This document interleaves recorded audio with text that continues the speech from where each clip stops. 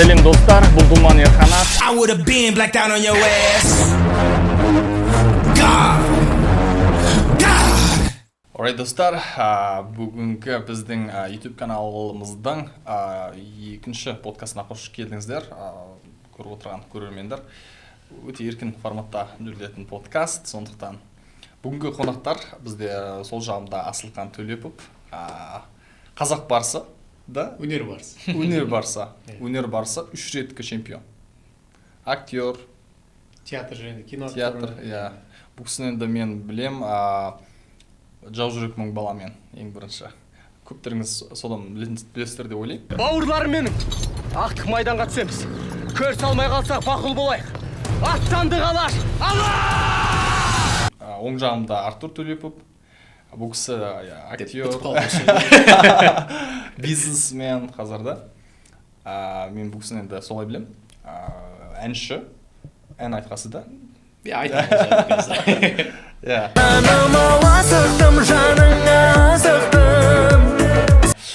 Бүгін өте қызық подкаст болайын деп отыр негізінде. Бұл кісілермен біз дос ретінде тағы араласамыз. Құрдаспыз, жасымыз тағы да бір құрдаспыз енді.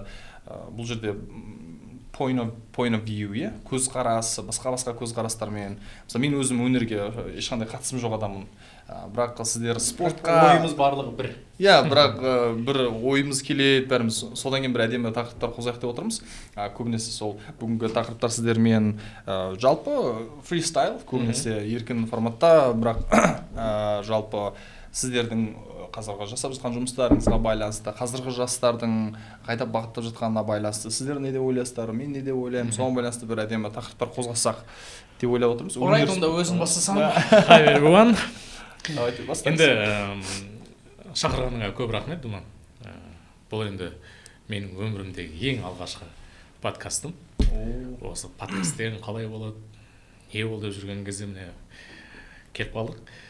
Енді жалпы жаңа айтып жатырмыз ғой, құрдаспыз.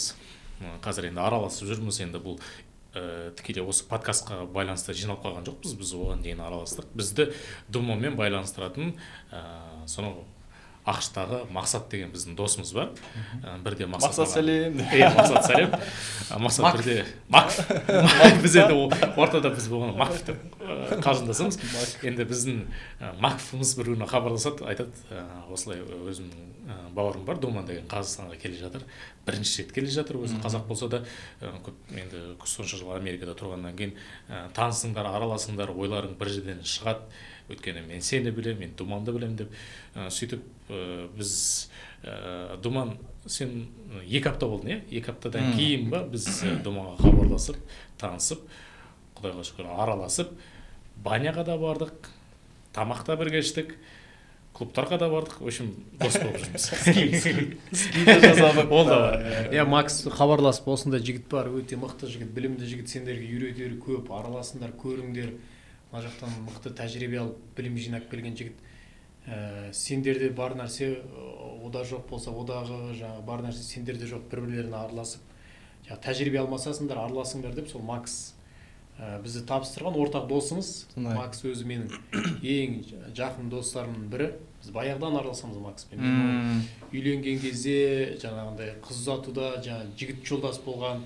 Оны біз Америкаға кететін кезде жалпы күткен жоқпыз ол Америкаға кететін. Кәдімгідей қызық нәрсе болған деген, Виза алған сенбегенсіңдер, сенбегенсіңдер. Сенген жоқпыз, бірақ енді шын айтайық, бүгін шақырып отырмыз, бірақ Макс туралы негізі арнайы бағдарлама ашу керек сияқты. Сол кезде Макс туралы әңгіме қозғау керек.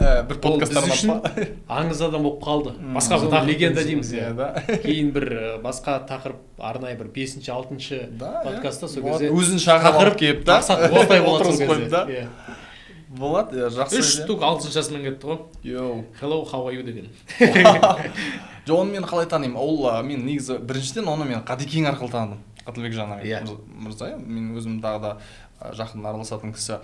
Ол кісінің продюсер болып жұмыс жасаған екен ол. Бір уақыттарда менеджер болып жұмыс жасаған. Теріс айтып қойдым. Мен кейбір сөздерді теріс қолданамын, ренжімеңіздер. Содан ол айтады, телефон жіберу керек болады Америкаға да, осы жаққа iPhone. мақсат iPhone жіберу. Ол кезде iPhone шығып жатқан кез ба сондай өтірік біздің екінші iPhone шығып. Мен тағы да бір екі рет iPhone жіберген нем бар. Адамдар мен iPhone жіберген Бизнес істегенсің ғой. бір ағаларыма бір iPhone жіберген тапсырып шыға қалғанда мен өзім алған кезде жібергенмін ғой. Сосын ойлаған ғой енді осы жігіт негізі жолын біледі деп ойладым екен. Қадекең ол кезде Instagram танимыз бір-бірімізді. Ол кісі маған айтады, осындай бір жігіт бар, нетке жатыр, жолын білмей жатыр, өзі бір сыртта жүр екен, сен көмектесіп жіберші деп. Сосын ол екен біз хабарласамыз да, сол танысып кетеміз. Бірақ ол өзі жолын тауып жібереді, бір адам тауып Нью-Йорктан. Сонымен танысып кетеміз, бірақ өте қызық. Тез жақын араласып кеттік, ол өзі тағы да инвестициямен айналысады. Иә, инвестор, көп Tesla, көп акцияларға кәдімгідей ұзақ уақытқа инвестиция жасап тастаған, өзінің бизнесі бар ол кісі тағы да. Нелер бар, машиналар бар, аренда. Арнайы курс өтпеген в общем, иә. Өзінің білімі. Максты білеміз ғой, айттым Өте ол қызық. ағылшыншадан бұрын енді жалпы ағылшынша курстарға мүлдем барып көрмеген адам ғой, айттым ғой. Жаңағы 3-4 сөз біледі, қалтасында шыны керек ақшасыз кетті ол. Уже ақшасыз кетіп қалды да. Иә, ол $1000 жетеді ма, жетпейді ма білмеймін.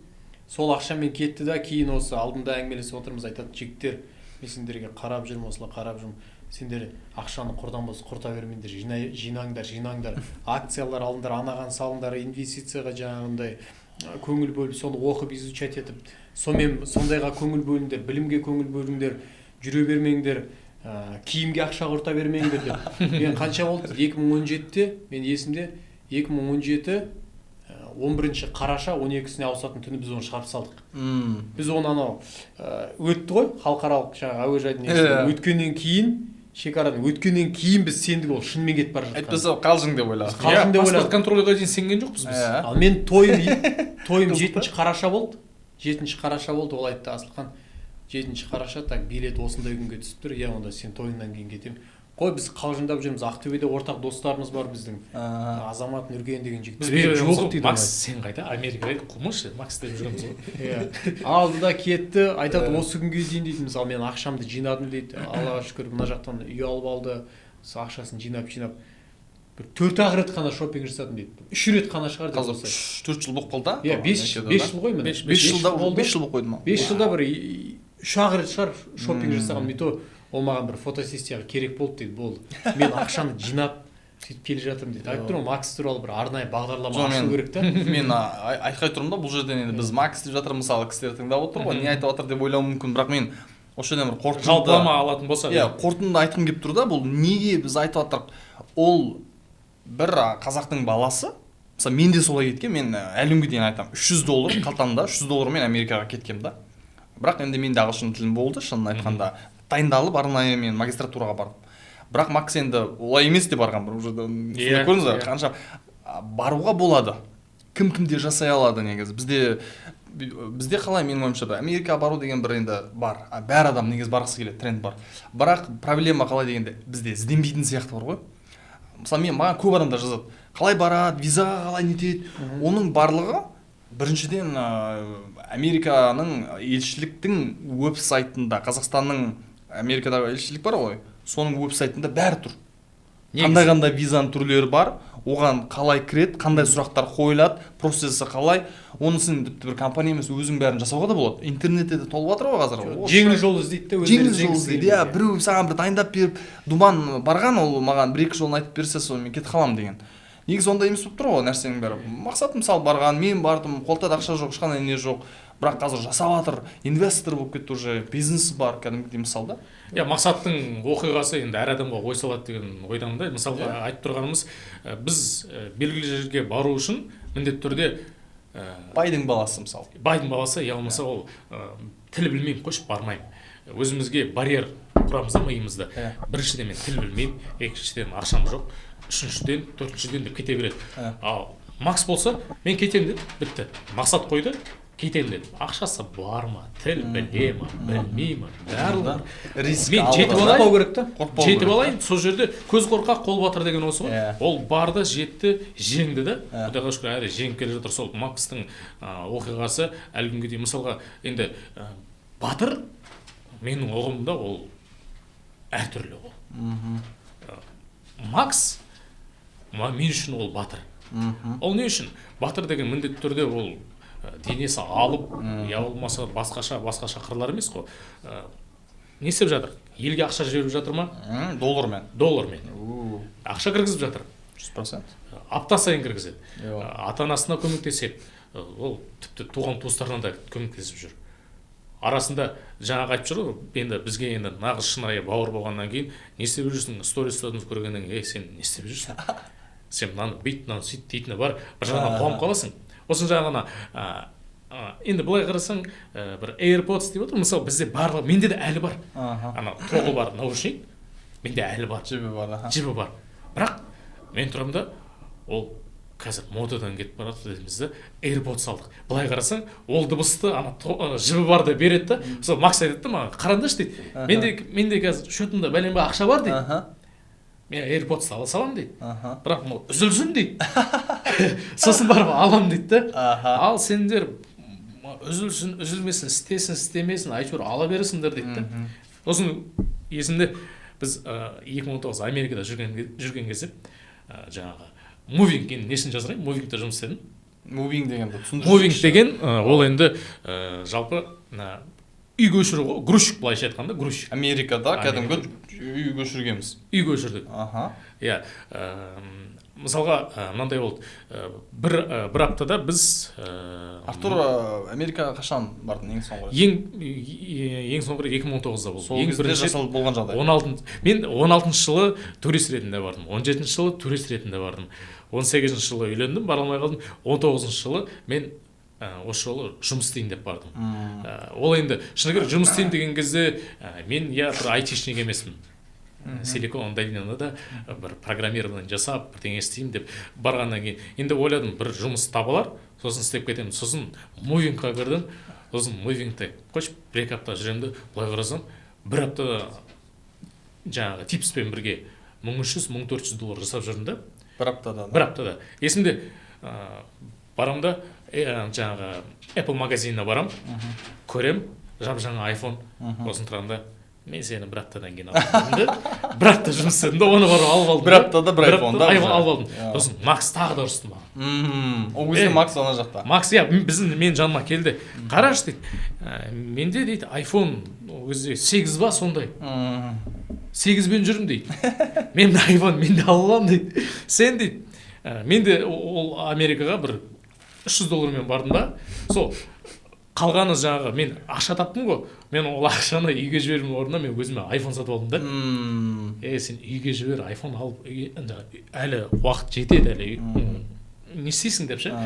Негізі сол ана жаңағы қаражат жағынан өте оқыпты да, жалпы ана біреулер енді оқып білім алады, жалпы ізденіп, Макстың бойында барлығы бар да. Енді ол өмірдің өзі түрлі сынақтардан осындай тәжірибе пайда болады деп ойлаймын да, сол Макстың бойында. Қаржылық сауаттылық деп алып келсек болады. Иә, қаржылық сауаттылығынан қаржылық сауаттылық болу керек деген сияқты адамдарда. Максты үлгі ретінде қойып, бүкіл жастарға, жалпы өзіміздің замандастарымызға айтуға болады да, қорықпаңдар, тәуекел етіңдер. Айтады ғой енді, Алла тәуекел еткен жақсы көреді деп. Біз Макс деп жатырық қой. Сіз болсаңыз да болады. Әңгіме ғой да. Арман болуға болады, Айгүл болуға болады. Ол қорықпай істеді ма? Ол сіздің де қолыңыздан келеді деген сөз да. Макс соны көрсеткісі келеді. Ол айтып жүр, қазір бір 5-6 жыл өтсін, мен бір тұрақталып орныға барлығы жақсы болғаннан кейін уже мен сондай жаңағындай өзім айтам деп отыр. Тіпті ол үшін Америкаға да бару қажет емес та, жаңағы көріп отырған көрерменге сұхбат беру мүмкін. Иә, 100%. Анда ғой, Алла саған бұйырады, сенен әрекет қой. Алла сенен әрекет керек, тәуекел ету керек. Тәуекел сол риск. Ал тәуекел еткенде рисксіз нәрсе табы болмайды. Болмайды, иә. Тәуекелсіз болмайды, тәуекел ету керек. Ал жаңағындай тәуекел еткен адамға Алла өзі береді да.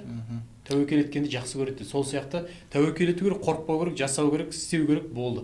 Макс сияқты сол мақсат. Бізге қазір сол Макс біз үшін мотивация да. Мотивация. Бірдеңе болып жатса, мына жақта жұмыстар бір шықпай жатса, біздің жұмыс оның қасында, біздің қарасаңыз, біздің семьямыз, ата-анамыз, бала-шағамыз бәрі жанымызда да. Да. Иә. Ол өзі жалғыз жүр да. Ар жақта не досы жоқ, ешкім жоқ, кетті ғой. Қалтасында жаңағы $700 и жаңағы бір-екі ауыз сөзмен кетті. Hi, how are you? My name is Max да. Сол барған кезде бір аптадан кейін жұмысқа тұрып алған, қандай десек, жаңағындай бір Документация. Документациядан бұрын бір неге ресторанға мейрамханаға жаңағындай меню апарып беремін дейді да, болды. Тұрады, кіреді, қонақ. Ол екінші жұмысы. Екі жұмыс дейді да. Келеді жаңағы, хай, сол сөзді жаттап алады ғой, жаңағы, welcome, осылай Иә. отырыңыз, білмеймін. Just Сол айтатын сөзді шығар, иә. Менюді берем, кетіп қалғанда айтады. келесі қонақ келеді, жүгіріп келеді, сен менюді беріп, сондай мен жүрдім деп басында. Білмеймін, біз енді кейін айтып отырмын ғой, андай кейін кино түсіруге болатын сияқты ол жігіт туралы. Иә, қызық әңгіме негізі қозғап жүрдік. Макс деп біз енді бір адамға бүйтіп айтып жатқанымыз болмаса, сіздер түсініңіздер, ол Макстың орнына кім-кімде болуға болады, және де біз үшін бізге ортақ адам, және бұл адам шынымен де бір кәдімгідей бір қазақтың қарапайым баласының жасап жатқан нәрсесі факт ретінде, шынымен болып жатқан нәрсе ретінде да. Енді мен бүйтейінші, бізде не болып тұр, сіздерді кішкене жақынырақ тану үшін, не? Сіздерді танитын адамдар бар деп ойлап тұрмын. Міндетті түрде көп халықтың алдында жүрген, көп киноларда жүрген жігітсіздер ғой. Мен сен деп айта берейін. Бірақ дәл қазір немен айналысып жассыңдар да? Қандай жұмыспен айналысып жассыңдар? Кіріс қалай кіреді? Енді мен өзім қаржы саласында жүрген адам болғаннан кейін, маған мысалы маңызды да, жалпы мен ойлаймын, әрбір қазақ дәулетті болсын деп көбірек соған қарай фокустаймын. Неге дегенде, егер сенде жағдайың болса, сен біреуге көмектесе аласың. Сен біреуден әйтеу көмек сұрамайсың да. Әйтеу көмек сұрамайсың, гарантия. Мүмкін көмектесе аласың да, егер мықты болсаң. Мен өзім бір байқаған нәрсем, жалпы ақшада бүткіл нәрсе тұрмайтын көрдім да. Енді ақша, бүткіл нәрсе ақшамен шешілмейді. Өмірдің мәні ол ақша емес. Happy деп айтады ғой ағылшынша. Біз happy болу үшін өмір сүріп жатырмыз да. Happy болу үшін, бақытты болу үшін сәттермен сондай. Ол бәрі ақша алып келмейді, мен Америкада көрдім да кәдімгідей. Сол туралы мен сіздерді жалпы немен айналысатындарыңыз туралы сұрайықшы. Артурдан бастайықшы. Немен айналысасыз, кірісіңіз қалай кіреді? Енді мен сендерді болғанда мысалы жау жүрек мың бала деген кино арқылы білемін. Ол кезде мен қайда екенімді ұмытып қалыппын. Көп уақыт өтіп кетті, мен әйтеу көргем сол киноны.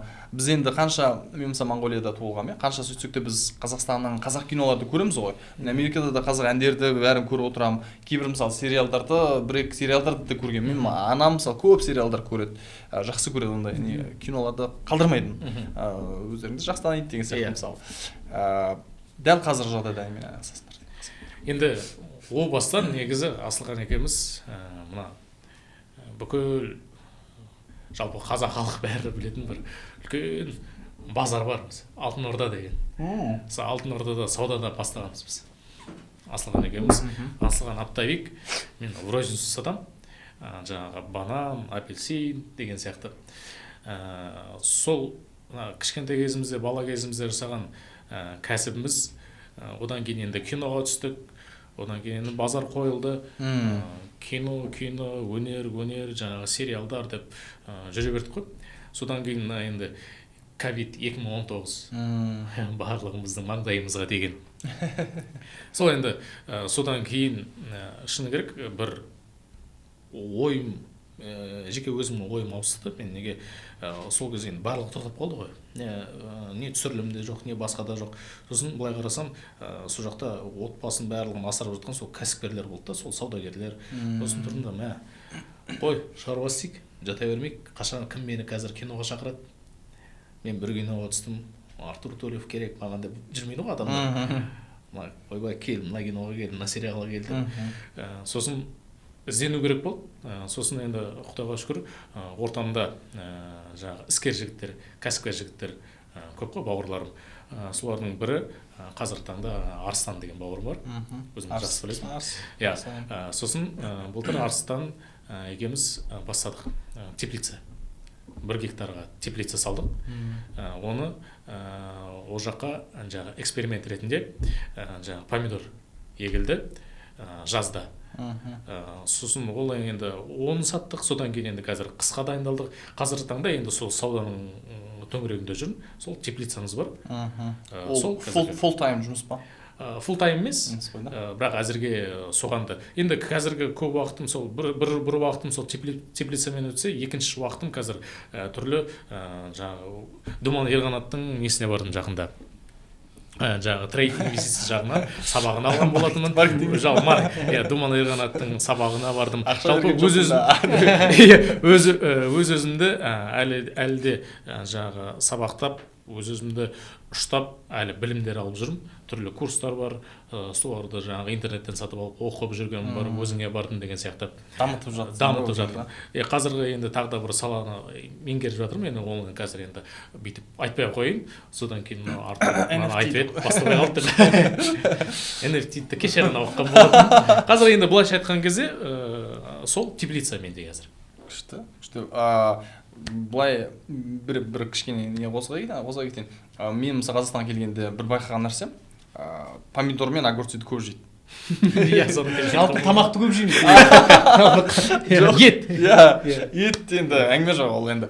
Бірінші, екінші тамақ заказ бересің, көже мен қурда заказ берген екеуінде де ет көп та. Кішкене су құйып бере салған сияқты, көп айырмашылық шықпай қалатын сияқты ма сондай да. Кішкене сол бөкті кейбір жағдайда. Бірақ бір байқаған помидор мен көп жейді. Сосын палауды көп жейді, плов дейді ғой. Палауды көп жейді. Сосын қасына ачичук салат. Палау көп жейді да, сосын палау ол жалғыз желінбей ма сондай. Ачичукпен желінеді. Маған басында ачичук деген құлаққа қызық естілетін да. Үйтсем ачичук деген соның помидормен екен да, бірақ шынымен де соны жегенде әдемірек болады екен. Содан кейін оны бір жегеннен кейін палауды міндетті түрде сонымен жеу керек сияқты қабылдайды екенсің да. Сонымен ғана жейді екенсің. Сосын мен түсіндім, негізі помидор не жағы кәдімгідей үлкен. Помидор алыңыздар. Қысқаша тағы бір сұрақ. Ол өзіңе, отбасыңа жеткілікті кіріс кіргізеді. Иә.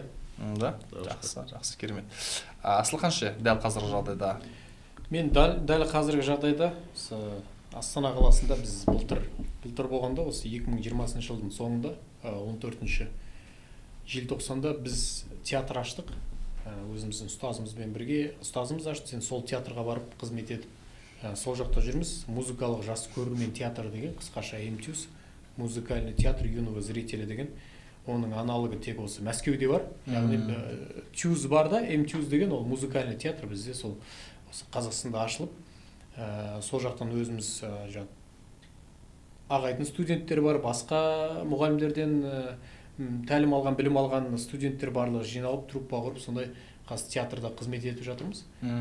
Одан бөлек менде тағы да табыс көзі бар, өзі бір үлкен бір кәсіпкер ағамыздың қол астында жұмыс жасаймын. Қайырымдылық шаруалары бар деген сияқты. Сондай арасында кинолар түсіп қалса, киноға түсеміз. Жалпы тұрақты келетін табысымыз сол жаңағы жұмыстан және театрдан айлық түсіп тұрады. 2-3 жерде жұмыс жасаймын. Сосын ал қосымша ол кино болған кезде киноға барамыз. Көбінесе сосын мені жаңағы жалпы мастер-класстарға шақырады. Жалпы неден кездесулерге шақырады. Мен енді ондайларда жаңағыдай неден үйтіп сатпаймын, ақша сұрап, көбінесе мастер-класстарға шақырғанда өздері жаңағы ақшаны береді. Мен енді былай кішкентай балаларға, мысалы, киноға түсу жайлы, жалпы кастингтерге барғанда қалай өз-өзін ұстау керек деген сияқты нелерге, балалармен кездесуге барғанда үйтіп кішкене ыңғайсызданасың ондай жаңағы. Қатты бір ақша сұрап, мен мынандай тұрамын деп па? Барам, кездесем, жалпы шақырған ұйымдастырушылар өздері соны береді. Ал жалпы тапып жатқан табысымыз, табыс көзі өзімізге Аллаға шүкір жетеді. Отбасымды асырауға, жалпы ата-анамызға көңіл бөлуге, өзіме көңіл бөлуге деген сияқты. Ал бірақ былтыр осы 2021-де ондай бір кинолар болған жоқ. Үлкен жақсы кинолар түсірілмеді. Ол біріншіден жаңа пандемияның кесірінен, екіншіден кинотеатрда да жақсы жұмыс жасамай. Екіншіден сериалдарға шақырды, бірақ қызықтыратындай бір сценарий болған жоқ. Мен алдымен көбінесе сценариймен келсем, сценарий ұнағаннан кейін қаражат жағынан, сценарий ұнағаннан кейін қаражат жағымен келіспей қаласың. Бізде өте аз береді ғой кинода. Кейін өзінің жаңағы айтқан бағаңды айтасың, келсе, келіспесе мен театрда өзім шыңдап жүре беремін. Мен енді білмеймін, енді айтуға болатын нәрсе ме, болмайтын нәрсе ме. Асылхан бір киноға түсу қанша тұр? Енді әрқалай айтамын, енді бір түсірілім күніне енді толық метражды коммерческий сигарет дегенде болады ғой енді қаржы құпиясы деген сияқты немесе қалай бүйтіп түсірсақ бола ма, немесе Асылханның ең көп Асылханға төлеген қанша болды деп тұрсақ бола ма? Ең көп алған кинодан ол финансист фильмі. Иә, өткенде жібердің да маған. Иә, сол фильмнен мен $25,000 жоғары ақша алдым. Бір 25 күнде түсірілді, сол күніне $1,000 берді. Актер мықты актер болғандар күніне $1,000 табатын болады. Оны сосын көбісі ойлайды, ол актерлар жағындай ақша көп табады, өнер адамдар табады. Енді әншілерді айтпай ақ қойын, олардың табыс көзі той болады, не болады, бірақ көбісі актер болғысы келеді да, мен соны айтқым келеді. Неге көбісі қызығады, бәрі сол оқысақ, өнер академиясында оқысақ, біз бірден актер болып кетеміз, немесе киноға түсіп кетеміз, бай болып кетеміз деген сияқты ойлайды да. Енді былай қарасаңыз, актерлардың барлығы бай емес. Ол шетелде бөлек әңгіме да, біздің елде бөлек. Мысалы, мен финансистке түскен 2017-те түстім. Одан кейін ондай фильмге мен түстім, бір Тамириске түстім, одан кейін тағы Шыңырау деген фильм болды. Қырғызстанға барып түсіп келдім киноға. Онда жақсы қаражатты фильмдер 2 жылда, 3 жылда бір келеді. Оны ұстап қалсаң ұстадың, ұстамасаң ұстамадың. Ал сериалдарда шыны керек ол миллионға жетеді ма, ақша жетпейді ма білмеймін. Мен әріптестерімнен сұраймын, 1 ай жүрдім, 1,5 ай жүрдім, 2 ай жүрдім, 1 миллион теңге алдым деп жүреді. Ол енді қарасаңыз, ол біріншіден сол кәсіби актердің еңбегін бағаламау деген сөзді. Ал ақшасы бар адам кино түсірмейді ғой. Продюсерлер бірден жылайды, жоқ, ақша жоқ. Мен бірден сұраймын, қаражаты бар фильм болса түсем, жоқ болса ол жылаудың қажеті жоқ. Ол ақшасы бар адам кино түсірмейді. Дұрыс, иә. Дұрыс па? Ол ақшасы бар адам, ол не үшін жылайды? Олар келеді, бірақ сметаға, анау адамға берген ақша, адамға сметаға, мысалы, ана актерді 4 миллион алды, 5 миллион алды деп жазып береді. Бірақ оған берген ақшасы 1 миллион, 1,5 миллион теңге. Мен ондайды ұнатпаймын. Өзім сериалға бір ары кетсе 3 рет түскен шығармын мен. Біреуі өзіме ұнаған сценарий болды 2013 жылы. Жылқы мен баланың достығы туралы, ауылдық жақсы бір өмірін көрсететін, жылқымен қарым-қатынас адам достығы туралы көрсететін сериал болғаннан кейін түстім. Оның продюсері Ахан Сатаев, режиссері Жасұлан Пошанов деген өте мықты режиссер. Сол үшін келістім, команда мықты болды, және қаражат жағын орташа деңгей болды. Ондай үлкен болмады. Маған ұнады. Мәселе қаражатта болған жоқ та ол жерде да. Содан кейінгі бір түскен сериалдың эпизод, ол енді Бауыржан Момышұлы атамыз туралы болғаннан кейін түстім. 2019-да қатарынан 2 сериал келіп қалды, өзі бір қарбалас болып кетті. Оның біреуіне келіскен себебім жаңағы Жасұлан Пошанов түсіретін болды. Сұңқарды түсірген. Каскадеры деген фильм болады деді алдында. Сосын ол жақта каскадерлар жаңағы номад станция істейтін болды да. Номад оған қазір бөлек тоқталамыз командаға. Мысалы, сол команда істейтін болды деді. Каскадерлардың өмірін көрсететін туралы фильм болады. Содан кейін содан жинақтап біз сериал шығарамыз дегеннен кейін келістім. Одан қаражатпен келістім. Одан кейінгі Көкпар туралы сериал болды. Оған келісім жоқ, ол фильм. Қырғызстанда. Қырғыздар бөлек. Ол бөлек па? Одан бөлек тағы Көкпар туралы түскен фильм, бәрі айтады, сен 2 рет түстің ондай фильмге деп.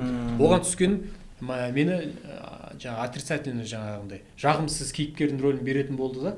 Сол үшін мен өзімді сынап көргім келді. Өйткені актер болғаннан кейін жағымды да, жағымсыз да рөлдерді жақсы неге түсіп басты рөлдерге шақыра береді, мысалы шақырады. Неге мен жаңағындай екінші пландағы рөлді ойнап көрмеске, басқа жағынан сынап басқа жағынан өзім көрмеске деген ниетпен келістім. Менде сериалдарға түскенде өзім мақсатым бар түсу.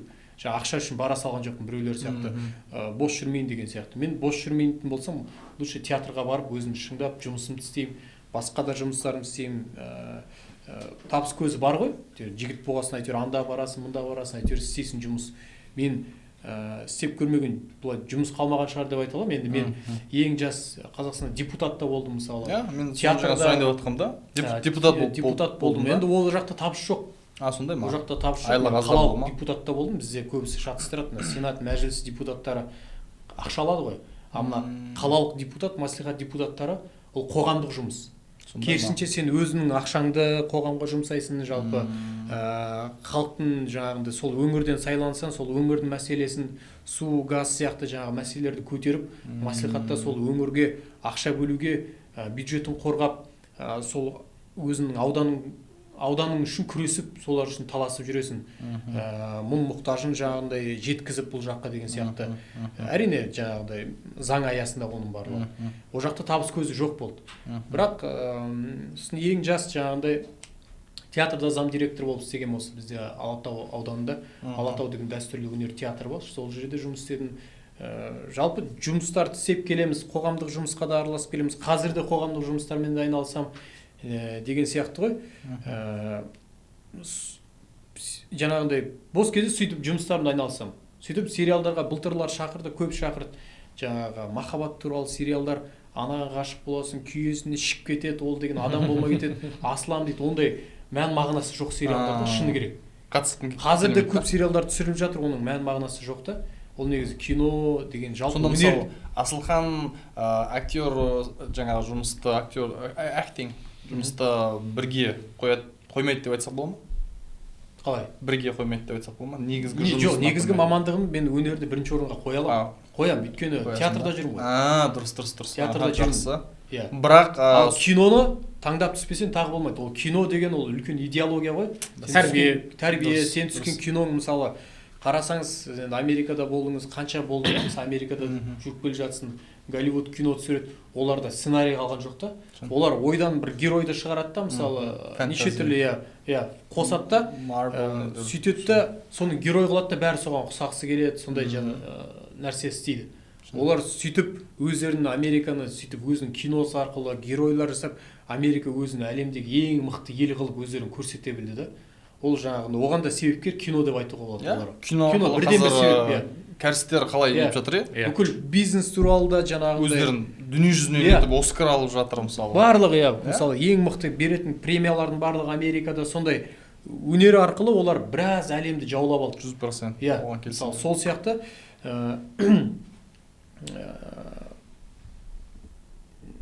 нені айтып отырмын мен жаңа осының алдында, нені айтқым келді? Мен сұрақ бар ма? Жоқ, жаңағындай. Ол кино идеология деп айтқым келді да, мысалы идеология солар тәрбиесіз киноларға да түсе бергім келмейді да. Жаңа айтып отқам, сол үшін сериалдарға отказ беремін. Фильтрмен таңдап, өзің талдамың бар, түсесің да? Талдап, сараптап келіп, қасында жолдастарымен де ағаларымыз бар, өнерде ақылдасасың, келісесің, ана режиссер түсірейін деп жатыр, сұрайсың, қалай жалпы болады ма, командаңа қарайсың, бет алды түсе бергің келмейді да, өзіңді құныңды жоғалтып. 100%. Ал әрине кино, жақсы кинолар болса түсеміз. Мысалы, біздің көрші елдес, мысалы, Ресейдің өздерінде мықты кинолар ай сайын түсіріле береді да. Ал жаңағы мен айтқым келген бағана жастар киноға түскім келеді дейтіні, оны табыс көзі ретінде киноға қарайды. Ол кино табыс көзі емес. Кино бірде бар, бірде жоқ. Мен анда жерге бірдеңе айтып кетейін ба? Мен бүйтіп ойлаймын мысалы. Енді білмеймін, әр адам әртүрлі ойлайтын шығар. Бір басқа бір көзқарас айтып кетейін. Менің ойымша жастар табыс көзі деп қарайтын болуы мүмкін біраз бөлігі да, өйткені қазір Холливуд бәрі бай өмір сүретін сияқты не қалыптастырды ғой енді. Ол ана жақта болады, бізде жоқ. Бізде жоқ болып тұр ғой. Оны шындықты айтып жатыр мысалы Асылхан. Бірақ мен мынандай көзқарас тағы бар ма деп ойлаймын. Жастар біз енді мен мысалы жас кезімде атақты болғым келді, бір кинода жүріп, актер сияқты жүріп, мүмкін енді ұлдар мысалы қыздар сындыру дейсің. Сол бола ма, қыздар мысалы ұлдардың. Онда бәрімізде болды ғой. Сондай нәрсе көбірек тағы әсер ете ма деп ойлаймын да. Ол сол жағында барлық жерде сыйлайды, құрметтейді, осындай сұхбаттарға шақырғаннан кейін олар да халықтың назарында жүргісі келеді. Көшеде жүргенде мысалы енді суретке түсіп жатады ғой, бірге жүріп бара жатқанда, Асылхан, Артур суретке түсіп жіберейікші деп жатады ғой енді. Мысалы сондай нәрсені қалайды деп ойлаймын да кейбір жастар. Біріншіден соны қалайды, бізде соны қалады. Кезінде кино оқып жүрген кезде бізде танымал болсақ қой, бізде танып жаңағы сұхбаттарға шақырып, ол кезде кейін ашылды, түнгі студия бағдарламасы ашылған, Нұрлан Қоянбаев, вечерний Ургант сияқты мысалы сондай бағдарламаларға шыққым келіп шақырды, шықтық та, оның бәрі жақсы. Кейін уақыт өте келе оның бәрі басқа екінші планға қала бастайды да. Сен уже сапаға жұмыс істегің келеді. Бір мағынасы бар нәрселер істегің келеді. Бірақ ол әбден неткеннен емес пе? Бүйтіп популяр болып, атақты болып, деткеннен кейінгі нәрсе болып. Олай жүре беруге болады әрине. Бірақ ол саған жақсы. Бір нәрсені сен аласың ғой енді жаңағы popularity дейді ғой. Сен атақтылықты аласың ғой, бір-екі кинода түстің уже сен адамдар тани бастайды ғой. Сен уже сезіндің қандай болатынын көріп жатың ғой. Енді саған қызық емес болып қалды да. Енді сен басқа этапқа өттің. Этапқа өтетін болдың ғой. Соны мен оны айтқан тұрған нәрсем, жастар біріншіден сол бірінші этабын көбірек қалайды деп ойлаймын да, соған көбірек жеткісі келеді. Екінші этап жаңа ақшалай недерін, бірақ мен Асылхан айтатқанда мен былай түсіндім. Жастарға, окей, сендер актер не жағына қаласаңдар болады, жаңағыдай бірінші этапқа қызығып көп енді қалайды ғой. Бірақ екінші этабында осындай нәрсе тағы бар да, қиыншылық бар. Қиыншылығы бар. Кәсібің болса, сен түсіп жүре бересің. Кино болмай қандай кәсіппен айналысасың да, сен табыс көзің болу керек. Ал мынандай жағдайларда болған, мен таныс кәсіппен айналысып жүрген жігіттер бір-екі клипке түсті да, кейін киноға шақырды. Сөйтті кәсібін бәрін тастады, все, мен осы киномен жүрем дегенде, кейін ё-майо деді. кәсібі жоқ, кәсібі де жоқ, анау да жоқ, кинода жоқ болып қалды. Иә, да? ал кино, ой, айтып тұрмын ғой, бірде бар, бірде жоқ. Ол бірде бар, жаңағыдай мысалы финансист сияқты фильмдер немесе Томирис или жаңағыдай мықты толықметражды фильмдер экранға шығатын. Бюджеті жоғары. Жылына бір актерға мысалы шықса, бізде өйтіп сосын былай 5-6 кино жылына сен кинотеатрға шығып кетсең айтады, мынадан басқа актер жоқ па дейді. Түспесең жоқ болып кетті ғой дейді. Еңбектенбейді ғой дейді. Түсіп жүрсе мынадан басқа актер жоқ па дейді да. Сол сияқты жаңағыдай киноны табыс көзі ретінде қарауға болмайды. Түсіндім. Енді мен бір қосып кетейін, бізді қарап отқан жастарға айтып кетейін, мысалға да жаңағы актер боламын, танымал боламын деген. Менің өзім деген қатты кетіп қалған жоқ. Мен соңғы рет 3 жыл бұрын түскем. 3 жыл бұрын. Енді қара. 3 жыл бұрын да? 3 жыл бұрын. Ал қарапайым халық ойлайды ғой, бұлардың уақыт жоқ шығар. Бір айдан кейін мынау, мынадан кейін мынау, мынадан кейін мынау. Кейбірде бұна болады, жаңағы хабарласып жатады, автобус алмас болса осылай. Білмеймін, қалжыңдап айта ма, серьезно айта ма білмеймін. Сіздің енді уақытыңыз жаңағы тығыз шығар. Не екенін білемін, уақытыңыз болмайды. Осындай жерге келесіз бе деп ше. Уақытым көп. Өте көп уақыт деп ше. Неге сырт көзге солай ғой енді. Өзімізден де кінә бар, Инстаграмға ананы саламыз, мынаны саламыз, солай болып көрінетін шығар. Бірақ жалпы айтқан кезде, мына біздің әңгімеміздің түкпірі мынаған алып келе жатыр ғой. Жастар қазір менің ойымша өнерге деген көзқарастары қазір ауысты. Қазір енді кәсіпкерлер. Қазір енді кәсіпкерлер көп қой, мысалы да Сырымбек ағаларымыз бар, Руслан Берденов ағаларымыз бар. Тағы да жаңағы жастарға келетін болса, Асхат бар, Салам бро, сол Қыран бар. Қыран бір жағы бір аяғы өнерде, бір аяғы кәсіпте жүрді. Ол сол өнерді монетизировать етті да. Көп жағы. Соның арқасында бізде қазір мынандай бір екі жаққа бөлінген сияқты фронт. Бірақ жастар қазірден бастап енді ағаларымыз өздерінің инстаграмдарында жалпы посттарында айтып жатады ғой, қателескен адам бізде бір нәрседен қателессе ол сол жерде тұрып қалады, болды, мынау менікі емес деп. Ол сол қателіктен өзіне сабақ екенін түсінбейді кейбіреуі. Соны қазір біздің кәсіпкер ағаларымыз, Марғұлан ағаларымыз бар, соның барлығын айтады, инстаграмдан қарайтын болса, қателік жасаудан қорықпаңдар. Оны сабақ деп қабылдаңдар деп. Соны айта кететінім, жалпы өнерге де, әрине біз оны өнерге келмей-ақ қойыңдар, шақырып жатқан жоқ. Айтып жатқанымыз, бізде де мынандай кездер болған. Жаңағы танымалсың, барлығы күшті. Қалтаңда ештеңе жоқ болса. Қалтаңда көк тиын жоқ. Бірақ бәрі таниды. Бірақ барлығы таниды. Сен соған сай болып жүргің келеді. Оған жағдайың жетпесе саған ол не үшін керек? Басында өнерге де бүйтіп жүгіріп спорт түрі бар ғой. Сол сияқты да. Көпсе секіресің да бак етіп құлайсың ғой. Не дешеді спорт түрі падение сияқты ғой. Біз резко қатты алдыға секіріп кеттік те енді. Аллаға шүкір, бағымызға орай мың бала бізді тұртты үлкен былай бір секіртіп жіберді да. Елдер ойлап та. Бізде мынандай сыбыс естігем. Артур мен Асылхан Rolls-Royce, Bentley мен жүреді деп ше. Ол кезде білмеймін, Инстаграм бар ғой енді, бірақ сол кезде неше түрлі легенда бар. Артур Дубайда үйі бар. Қыз деген Асылхан депутат. Ты че, мың бала, депутат. Явно ақшалары тік деп жүрген кезде. Сондай бір нәрселер бар. Өнерге сырт көзден да. Өнерге келу үшін, өнер жалпы мен танымал боламын, не боламын десеңіздер, осындай бір нәрселерге дайын болу керек. Мына бір нәрсе айтқым келеді. Екі жақты алып жүру керек. Өнерге ұмтылғаннан гөрі қазір мысалы жаңа Қазақстан дейді. Президентіміздің өзі кеше жолдауларында айтып жатыр. Жаңа Қазақстан құруымыз керек, жаңа Қазақстан деп қайта айтып жатыр. Бұл енді саясаттың бір бөлшегі ғой. Қасым-Жомарт Кемелұлы мысалы қазір жастарды көбінесе білімге шақырып жатыр да. Негізі білімге ұмтылған дұрыс сияқты. Мен бірінші өнерден бұрын білімді болған дұрыс та. Білімге ұмтылып жаңағындай өздерің сияқты мысалы шетелден тәлім тәрбие алып, білім алып, жаңа шетелге шықпай, осы жақта да неше түрлі мықты мұғалімдер бар. Заманда да. Жағдайлар бар. Тәлім алып, білім алып ізденсең, сосын басқа жағын көресің, өнерді ма, спортты ма, мысалы мен өзім жастайымнан спортпен айналысқанмын, таэквондомен. Мұстафа Өзтүрік атындағы федерацияда дайындалғам. Біздің мысалы ұқсағымыз келетін, біз бізде бір мотиватор болды, ол Мұстафа Өзтүрік болды. Марқұм атамыз мысалы. Мен мысалы қазір кино қазір қандай роль армандайсың десе, мен Мұстафа Өзтүрікті ойнағым келеді. Өйткені ол кісі өнерге де жақын болды, білімге де жақын болды. Сол Мұстафа Өзтүріктің бір сұхбатында айтады, ол кісі айтып отыр да, маған жастар келеді, мен сіз сияқты болғым келеді, сіз сияқты батыр болғым келеді, сіз сияқты мықты болғым келеді. Сіз әлемнің 6 дүркін чемпионсыз, сіз деген қара белбеу иегерісіз дейді да. Сол кезде маған сөйтіп айтады дейді. Мен айтамын дейді, сендер неге маған ұқсағыларың келеді? Ол кісім, біз ол кісіге ұқсағымыз келеді. Ол кісі 6 тіл білген, киноға да түскен, сценарийде жатқан, спортсмен болған. Бірақ бір жағынан білімді. Иә, әлемнің 6 дүркін чемпион, білімді. Ол кісі бірақ сосын өзін тұлға деп айтпады да, аңыз адам ретінде. Мысалы, ол айтады, неге маған ұқсағысы келеді? Мен ең оңай жолды таңдадым дейді.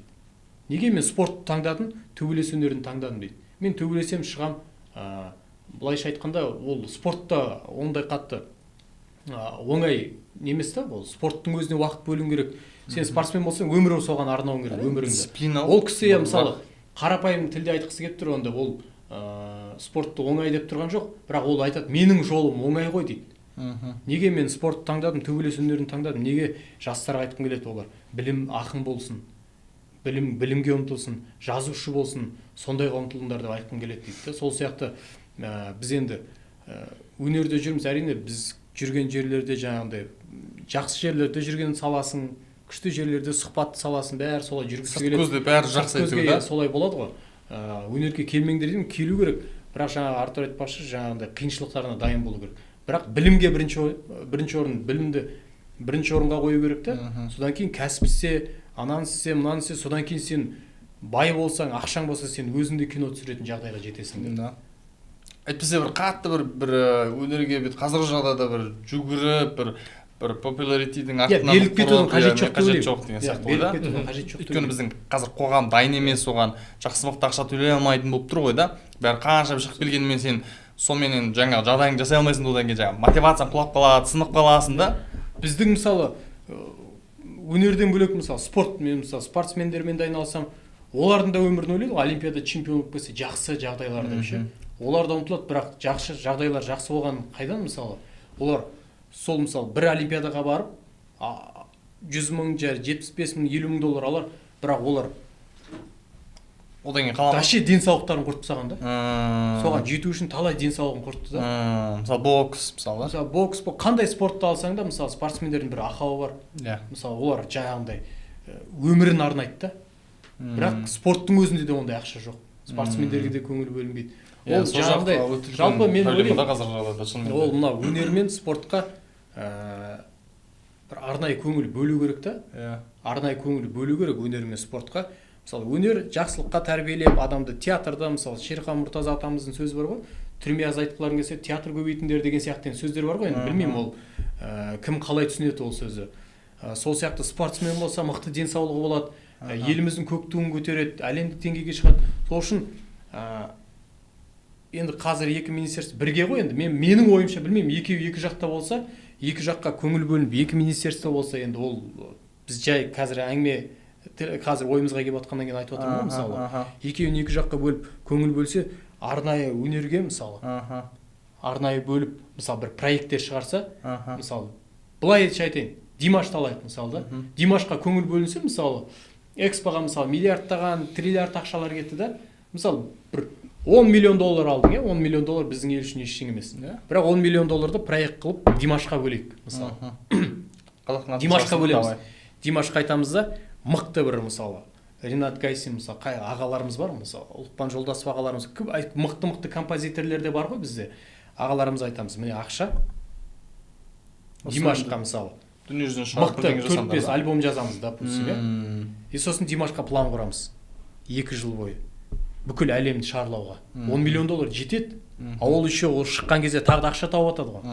Өзінің жаңағындай кірісі бар, несі бар, соны жауып мысалы 10 миллион доллар бір Димашқа арнасаң, ол бүкіл біздің туды алып, бүкіл әлемді аралатып, мысалы әлемді алып біздің туризм шақыра алады да, мысалы бізде мынандай елі бар, мынандай жері бар, концерттің алдында бір еліміз туралы бір презентация жасасын да. Мысалы бір спортқа жаңағындай көңіл, біздің спортсмендердің де мысалы жағдайлары мәз емес, қанша денсаулықтарын беріп жатыр. қанша көңіл бөліп жатса сборда өткенде витаминдеріне ақша жетпей жатқан спортсмендер бар мысалы да. Бірақ біздің елдер ойлайды ғой мысалы оларда жаңағы шетелде жүрген постоянно шетелде жүреді деген сияқты. Қайдан білсін қарыз алып кеткенін. Қарыз алып кетеді. Өзінің ақшасымен кетіп жатқан да. Мен аттарын атамай ақ қой, мысалы таныс жігіттер де бар, мысалы айтады, бауырым, менің шәкірттерім бар, бір кәсіпкер жігіттер бар ма деп. Мен өзім Мұратхан деген досым бар, алдында айттым, әке, осындай бір екі жігіттер бар еді, Қазақстан чемпионатына кетіп барады, витаминдеріне көмектесіп жіберші дедім. 5 бала бар еді деп. Сосын 5 балаға жарайды, қанша керек? Мен осылай бала витаминдеріне бір 30-35 мың ақша кетеді. Ол тұрды 250 мың теңге берді. Былай қарасаңыз 250 мың теңге біреу үшін онша емес, бірақ ол балалар 250 мың теңгеге мысалы 5 бала емес, 8-9 бала бөлісіп, 15 мыңнан жаңағындай барып, витаминдер алып, 10 шақты балаға жетті да, мен 5 балаға деп алдым мысалы. Олар барды, нәтиже берді. Кәдімгідей да. 2 чемпион келді, Қазақстан 2 чемпионы барып, жаңағындай күміс алғандар бар, қола алғандар бар, нәтиже бар. Оны мысалы нәтиже көрсететін жігіттерге бөлсең жақсы ғой. Сонда негізі былай сияқты менің ойымша бар ғой, бизнесмендер менің ойымша енді қазір жағдайда сондай бір жақсы ниеті бар бизнесмендер жалпы туып келе жатыр менің ойымша жастардың ортасында да. Бар. Енді проблемалар, мысалы мен мысалы Америкада жаңа келген. Мен Қазақстанның кейбір ішкі нәрселерін білмеймін да, мысалы. Мен жалғыз мысалы шығармын, бірақ та ондай бизнесмен үлкен ағаларымыз да бар мысалы. Енді ол кісілер көмектесіп жатыр. Мүмкін кейбір нәрселері сөйтіп бөліну керек шығар да, мысалы бір олардың жасап жатқан көмегі бір бөлігі міндетті түрде бір спортқа да, міндетті түрде бір өнерге деген сияқты бір бөліну керек шығар деймін да. Көбінесе біз енді ол кісілерді қарап отырғанда жағдай жоқ адамдарға ғана енді нете береді, ол дұрыс теріс нәрсе емес енді. Бір divergency деп айтады ғой, диверсификация кішкене болып, соның ортасында бір ұйымдастыратын мүмкін көпір болу керек па, сондай бір. Мысалы мен қиялдайсың ғой, қазір бұл қиял ғой енді бір саясатқа араласып жатыр демей ақ қойсын енді халық, мысалы көріп жатқан көрермен. Қиялдайсың ғой, армандайсың ғой, мысалы мынандай болса, ақша болса бүйтуге болады, мынандай болса мынандай істеуге болады деген сияқты. Мен мысалы қиялдаймын кейде ше, мен мысалы бүйтер едім. Мысалы Қазақстанда бай көп қой. Шын? Мысалы кейде ойлайсың да, мен мысалы қолымда билік болса, қолым ұзын болса, бүкіл байлардың басын қосып, мысалы, жарайды айтайын, 100 миллиардерді алайықшы, Қазақстанда доллар миллиардер жинап, осындай отырыс құрып, айтсам мысалы, дәке, сен мысалы, сенің капиталың мысалы 10 миллиард доллар, сенде ақша бар, дұрыс па? Сен өзіңе жетеді, үрім бұтағына жетеді. Мен айтам, сен өнерді қолға алшы. Да. Сен өнерді қолға ал. Сен өнерді қолға ал да, сен жұмысыңнан жеңілдіктер берем, жаңа налог бар, анау бар, қандай бар, мысалы мен саған бір жеңілдіктер берем, неприкосновенность болады, как саған кәсіпкер ретінде ешкім тиіспейді. Сондай жағын бөліп, Артур мысалы миллиардтаған ақшасы бар, 10 миллиард доллар Артурда да. Мен айтам, Артур сен спортты қолға ал. Аянға айтам, Аян сен туризмді қолға ал. Өзің жұмысыңды істей бер, бірақ сен туризмге ақша бөліп отыршы. Бір 100 сондай байды алсаң, мысалы, сол 100 жаңа ақша бөліп жатқан байға сен жағдайын жасап беріп отыр, олардың дегендерін істеп беріп отыр, бірақ олар жаңағыдай көңіл бөліп отырса, 100 салаға былай жетеді да. Максқа айтамыз, Макс сен білімді қолға ал деп. Анаған мынандай деген сияқты қиял ғой, енді армандайсың да, мысалы сондай сияқты. Қиялдауға фри дейді ғой, армандаған. Айналып кетіп қалдық қой, армандау тегін ғой, қиын емес. Бұл өзің мысалы сондай кейде айтасың да, бай болсам сөйтер едім. Бірақ енді іске келгенде білмейсің ғой қалай болады. Енді ол армандап қалып нәрсе болады ғой. Сосын мен бір жыным келетін нәрселер, бір қан төбелесі бір республиканский бір жарыстарды алайықшы, қалалық республиканың деңгейінде бір ұтады. Ладно, жарайды, ол шахматта болсын, ол басқа да болсын. Тұрады да барахолкінің 1000 теңгелік кубогын береді, 250 теңгелік медаль береді, сосын оған тұрады да қасына арзан телевизор, я болмаса пылесос береді. Мен түсінбеймін, ол не үшін ол ондай нәрсе. Ана жақта мотивация жоқ та. Ол үшін мен тұрамын, былай қарамда қарашы. Мен тұрамын да, жарайды, ол өзімді жеңу мен үшін жаңағы бір асылқан менің келатқан бұрыннан келатқан қарсыласымда бұны жеңсе, мен өзім бұны жеңген маған бір үлкен бір нәтиже. Бірақ енді ол нәтиженің арқасынан бір сыйлық алғың келеді ғой. Тұрасың мотивацияң ана жерде сенің телевизор болып тұрады да. Общий бюджет қазірде бар ондай. Әлде бар. Общий бюджет сен жаңағы мотивацияң ана жерде бір 70-80 мың теңге болып тұрады да. Ана жерде сен талып кетесің. Ондай бар. Жақында мысалы мен үлкен проблема. Қазір өнер барысына келеміз да, мысалы өнер барысына араласқа біз ортамыздың бәрі қазақша күреспен айналысатын жігіттер да. Румынияда қазақ күресінен әлем кубогы болды. Әлем чемпионы емес, әлем кубогы болды. Сонда 3-ші орын алған бала $100, 2-ші орын алған бала $100 ма сондай? $200, $300. Бірінші орын алған бала $500 ма алды? Ол Румынияға барды, сонша сбордан өтті. Мысалы $500 ол денсаулығын қалыпқа келтіре алмайды. Оны үшінші орын алған баланы $100 ол витаминіне ғана жетіп, өзінің жолын ақтай ма,ақтамай ма. Кейде мысалы сондай болып жатыр да. Ол неге спортқа көтеріп, ол қазақ күрес. Сол кезде Өзбекстанның өздерінің ұлттық спорттары бар, күреш. Сол кезде де әлем кубогы болады сол күрештен. Олар бірінші орынға $50 ма беріп жатты. Или бір $50 деген бір қарасаң бар, қатты көп ақша емес, негізі бар ғой. Енді қара, Өзбекстан беріп жатыр $50. Біздікілер $500 алды да, мысалы. Бере салатындай негізі да. Үшінші орынға $500 берудің өзі ұят қой. Ұят е. $100 деген қазір заманда инфляция деген нәрсе кетіп жатыр ғой. $100 не тиеді, мысалы айтқан кезде ештеңе тимейді. Астанаға барып келген ненің өзі 20 мың теңге ғой. Мысалы біздің спортсмендер мақсаты, мысалы көп спортсмендер, біздің Бақтияр Аратаев ағамыз сұхбат берді ғой. Байдың балалары спортқа келмейді деп ше. Сол сияқты мысалы спортсмендер ауылдан шыққан балалар көбісі. Ауылдан шыққан, міне мен ата-анама үй алып берейінші, қалаға барайыншы, чемпион болам, кейін олимпиада чемпионы болам, соған үй алам деген мақсатпен барады да. Ал мысалы біздікілер керісінше оған дұрыстап көңіл бөлсе, жаңағы кәсіпкер ағаларымыз бар, мысалы билікті айтпай тұрғанда деймін да, мысалы жаңағыда көңіл бөлініп жатса спортқа, ай сайын жақсы ақшасын алып жатса, витаминдеріне ақша беріліп жатса, олар олимпиадада результат көрсетеді. Ол кезде олимпиадада олар ақша үшін төбелеспейді, біздің елдің намысы үшін төбелеседі. Жаңағы әңгіме бар ғой, жасап тастау керек та. Телевизор, кілем беру, ол 20 жыл бұрын бар еді, әлі бар ғой, ойлашы. Өзгермеген да. Дым өзгермеген да. Телевизордың бренді ғана ауысады, кілемнің түсі ғана ауысады да, әлі бар. Телефон қосып беретін болған әйтеуір. Ол деген нәрсе ол болмау керек та, ауқымды барлығы бөлу керек, мотивация болу керек әр спортсменде. Шынымен де. Енді жалпы бұл тақырыпты менің ойымша біраз негізі әңгімелестік, біраз қозғатып қарап отырғанда бітпейтін әңгіме болып тұр ғой бұл негізі. Бір политика сияқты саясатқа да байланысы бар, бір оны енді бәр адамдар көріп отырған адамдар көріп отыр деп ойлап отырмын, түсініп отыр деп ойлап отырмын да. Бір қызықты сұрақпен бастайыншы алдымен. Мынада жазылмаған сұрақ бірақ. Сіздер енді ағайынсыздар ма? Әлде егізсіздер ма? Қалай жалпы фамилияларыңыз бірдей екен? Көбісі қойған сұрақ. Маған осы сұрақ қойшы деп өткенде бір 2-3 адам айтты бар ғой. Биыл 1000 баланың шыққанына 10 жыл болды, Уже 10 жыл қойды ма? Иә. Сол 10 жылда енді сол кинода аты шыққан жігіт пен қыздарымыз ғой енді барлығымыз. Сол жерден 10 жыл бойы қойылып келе жатқан сұрақ әлі күнге дейін қойылады. Екеуің туған ағайынсыңдар ма деп. Бірақ енді өзімізден де бар, өзімнен де бар. Ана Инстаграмда андай неше түрлі Асылхан Төлепов сіздің ініңіз ба деп жауап береді ғой. Ол бұрыннан араласып келе жатқан жақсы жолдас балам деймін да. Қалжың қылып па? Қалжың қылып та, сосын жолдас баласы екен ғой. Сосын Асылхан да айтады, ол дос бала ғой деп ше. Жақсы танимын бірақ. Сосын жақсы араласып інім деймін. Бұл інім дейді. Мен де сосын тұрамыз да, бұлар сосын жаңағы ата-анамызға жазады. Сіздердің балаларыңыз ба деп та. Бірақ бүйтіп қарағанда бар ғой. Түрдеріңіз қатты ұқсайды деп айта алмаймын. Түрдерің да, мысалы шынын айтқанда. Қатты емес, бірақ ар жағында бар. Соны енді бір осы жерден бір басып тастайықшы. Шынымен ағайынсыңдар ма әлде? Артур үйдің үлкені. Аға деп айт. Аға деп айт.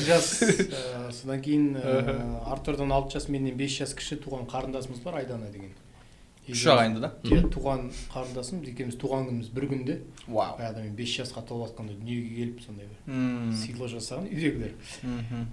Сол 3 ағайындымыз. Қызық жері біз бір күнмен туғанбыз, тағы бір айда басқан екенбіз да. Бір айда арамызда бір күн бар, бір күн кішкентайсың. Бір жылда туғанбыз, арамызда тек қана бір күн бар да. Мен бір күн кішкентаймын. 22-сі 21-і. Бауырым! Сіз деп айт деп. Інім, сіз деп сөйлесіз. Аға деп айт. Аян сияқты ғой. Бір ай үлкен ғой Аян. Асылхан інім ғой деп ше. Досым ғой. Асылхан інім ғой деп. Кәрістер ба сондай деп естігем. Кәрістер, бұлай бірнеше күн болса да бір кішкентай аға болса бітті. ана упа дейді да. Кейде дұрыс айтады, упа. бізде қазақта бар ғой, сыйластық сыйлайды ғой. Сыйлайды, иә. Бірақ одан кейін не содан бүйтеді екен. Үлкені кішкенесіне жаңа арақ алып береді, қият, соны тамағын алып бере ма, сондай бір капчур бар да. Содан кейін жас сұрайтын себебі сол дейді. Біз енді арақ алып бермейміз ғой енді. Былай қазір құдайға шүкір біз замандастарым қасымда ішіп жүрген ешкімді көрмеймін. Ішпейді ғой көбісі. Құдайға шүкір. Ондай жоқ қой қазір. Қазір жоқ, мен бір қызға айтайыншы, енді мен Қазақстанға жаңадан келген адам ретінде мысалы бір 6 ай болып қойды, бірақ қазір кәдімгідей үйреніп қалдым. Бірақ мен бірнеше көзге түскен нәрселер. Біріншіден кәдімгідей Құрмет сыйластық. сыйластық, құрмет ол жақсы. Кәдімгідей мен енді қазақ екенін кәдімгідей сезіндім бар ғой. Мен қазақ екенін, Қазақстан екенін, мен Қазақстанда бүйтіп жүрсем, мен де басқаша екенін мен біріншіден сезіндім. Мен Америкада неғып жүргенім деген кішкене ойда келдім мысалы да. Сол жақта сен Американда бір қазақ жүрген, бір азиаттықсың да. Қазақ емессің, азиаттықсың да уже. А мына жақта мен кәдімгідей қазақ екенмін да. Қазақтардың ортасында аға бауырларым бәрі қазақша сөйлейді. Оны бірінші сездім. Екіншіден жаңағындай қазақтардың ортасында жаңа ішпейтін, жаңа кішкене дұрыс жолмен жүретін жастар көбейіп кеткен ба, әлде мен шынымен бұрыннан бері сондай ма, маған бір сондай нәрсесі тура білінді. Енді Америкада не ғой? Мысалы Америкада шын айту керек, Колорадо деген штатта марихуана заңды. Мысалы да заңды, ол ең алғашқы 2 штаттың біреуі да. Ол шөп деп айтамыз, марихуана деп айтамыз қазір, шегіп алып, жаңағындай. Дені дұрыс адам жоқ па? Үйде отырады. Енді бар ғой, бір-екі нәрсе айтайын, қызық нәрсе. Енді заманауи көзқараспен. Бұл жерде бір маркетинг нәрсе емес. Бірақ кітап бойынша марихуана көп тартсаң да енді тураса сен өліп қалмайсың деп айтады. Сосын енді кітап бойынша, мынау енді Американ несі бойынша енді өтірік болуы мүмкін деген белгі ғой. Кітап бойынша марихуанаға сен аддиктед болып кетпейсің. Бірақ мен көрдім талай адамдарда. Ол тата берген кезде ана несі жоғарлайды екен. Кайф алатын несі жоғарлайды. Адам миын кептіріп тастайтын сияқты ол, керісінше. Жоғарлайды да анау басқа өмір нетеді ғой, саған беретін болып тұр ол гарантия. Түскен кезде ол айырмашылығын айыра алмай қалады. Шын өмірмен айырмашылығын айыра алмай қалады. Сондай мен көп көрдім. Мен көрдім, машинада кетіп бара жатқан кезде бір қызды көрдім. Ол жерде ана жақта майлмен жүреді ғой. 80 майлмен кетіп бара жатырмыз енді. Ол жақта 120-140 км/сағатпен кетіп бара жатырмыз. Тартып келе жатыр да ана машина ішінде. Сондайды көрдім. Бір жерде ресторан қызда күнде шегеді, әңгімелеседі. Ондайлар енді көп көрдім. Мен не айтқа тұрмын деген кезде, ол жақта мысалы жаңа ішіп нету, ондай нәрселер нормал. Мүмкін ол дінге де байланысты ма? Ол жақтан бір қараған нәрсем, ондай нәрсе аз. Бізге жат қой көп нәрсе. Жатпадындай, бір сондай бір әдемі не бар. Сол нәрсені байқадым көзге. Бар болса да бар ғой енді, несін жасайды. Енді бар ғой, бірақ бір жақсы енді көрсетпейді да олар. Енді көрсетпейді. Мүмкін былай ма? Бар, қатты тартады, қатты сондай нәрсе қолданады, вообще қолданбайды деп екіге бөлінемін. Ол болған шығар. Думан ол болған. Жаңа бір жылдары бір айтып жатырмын ғой, кино деген бір идеологиясы, бір кинода мысалы бір темекі шегіп жатса біреу темекі шегіп кетеді, сондай бір жылдар болған шығар. Бір блатной болғысы келетін, жаңағы темекі шеккісі келіп қызық үшін шеккен кездер, сөйтіп ортаны жаулап алған кездер болған шығар ондай.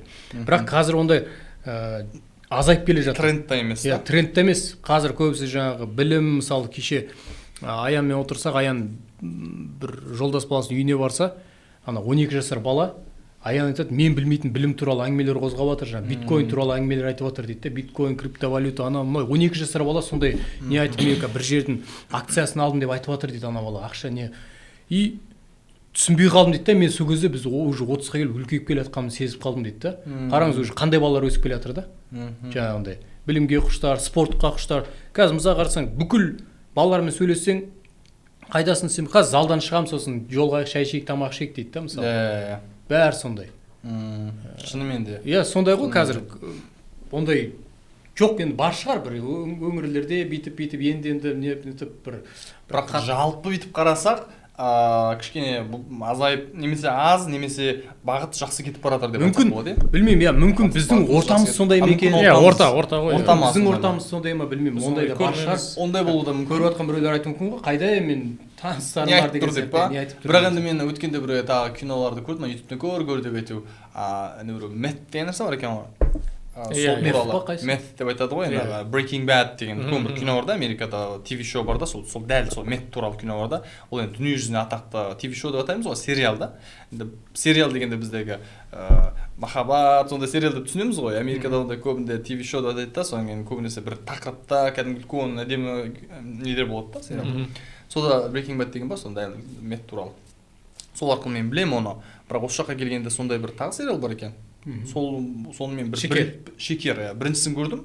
Сол жерде көрдім қалай системасы туралы айтады екен да, біріншісінде пирамид үстінде бір адам бар, ол кім екені белгісіз, бір жерге тығып кетеді, ана-мына деген. Сонда ол ондай проблема тағы бар болып тұр ғой негізі. Орта болуы да мүмкін. Ол проблема болғаннан кейін сондай нәрсе түсіреді ғой. Мысалға сол шекер, сосын қазіргі таңда енді біздің замандастарымыз Ирина Қайратовна.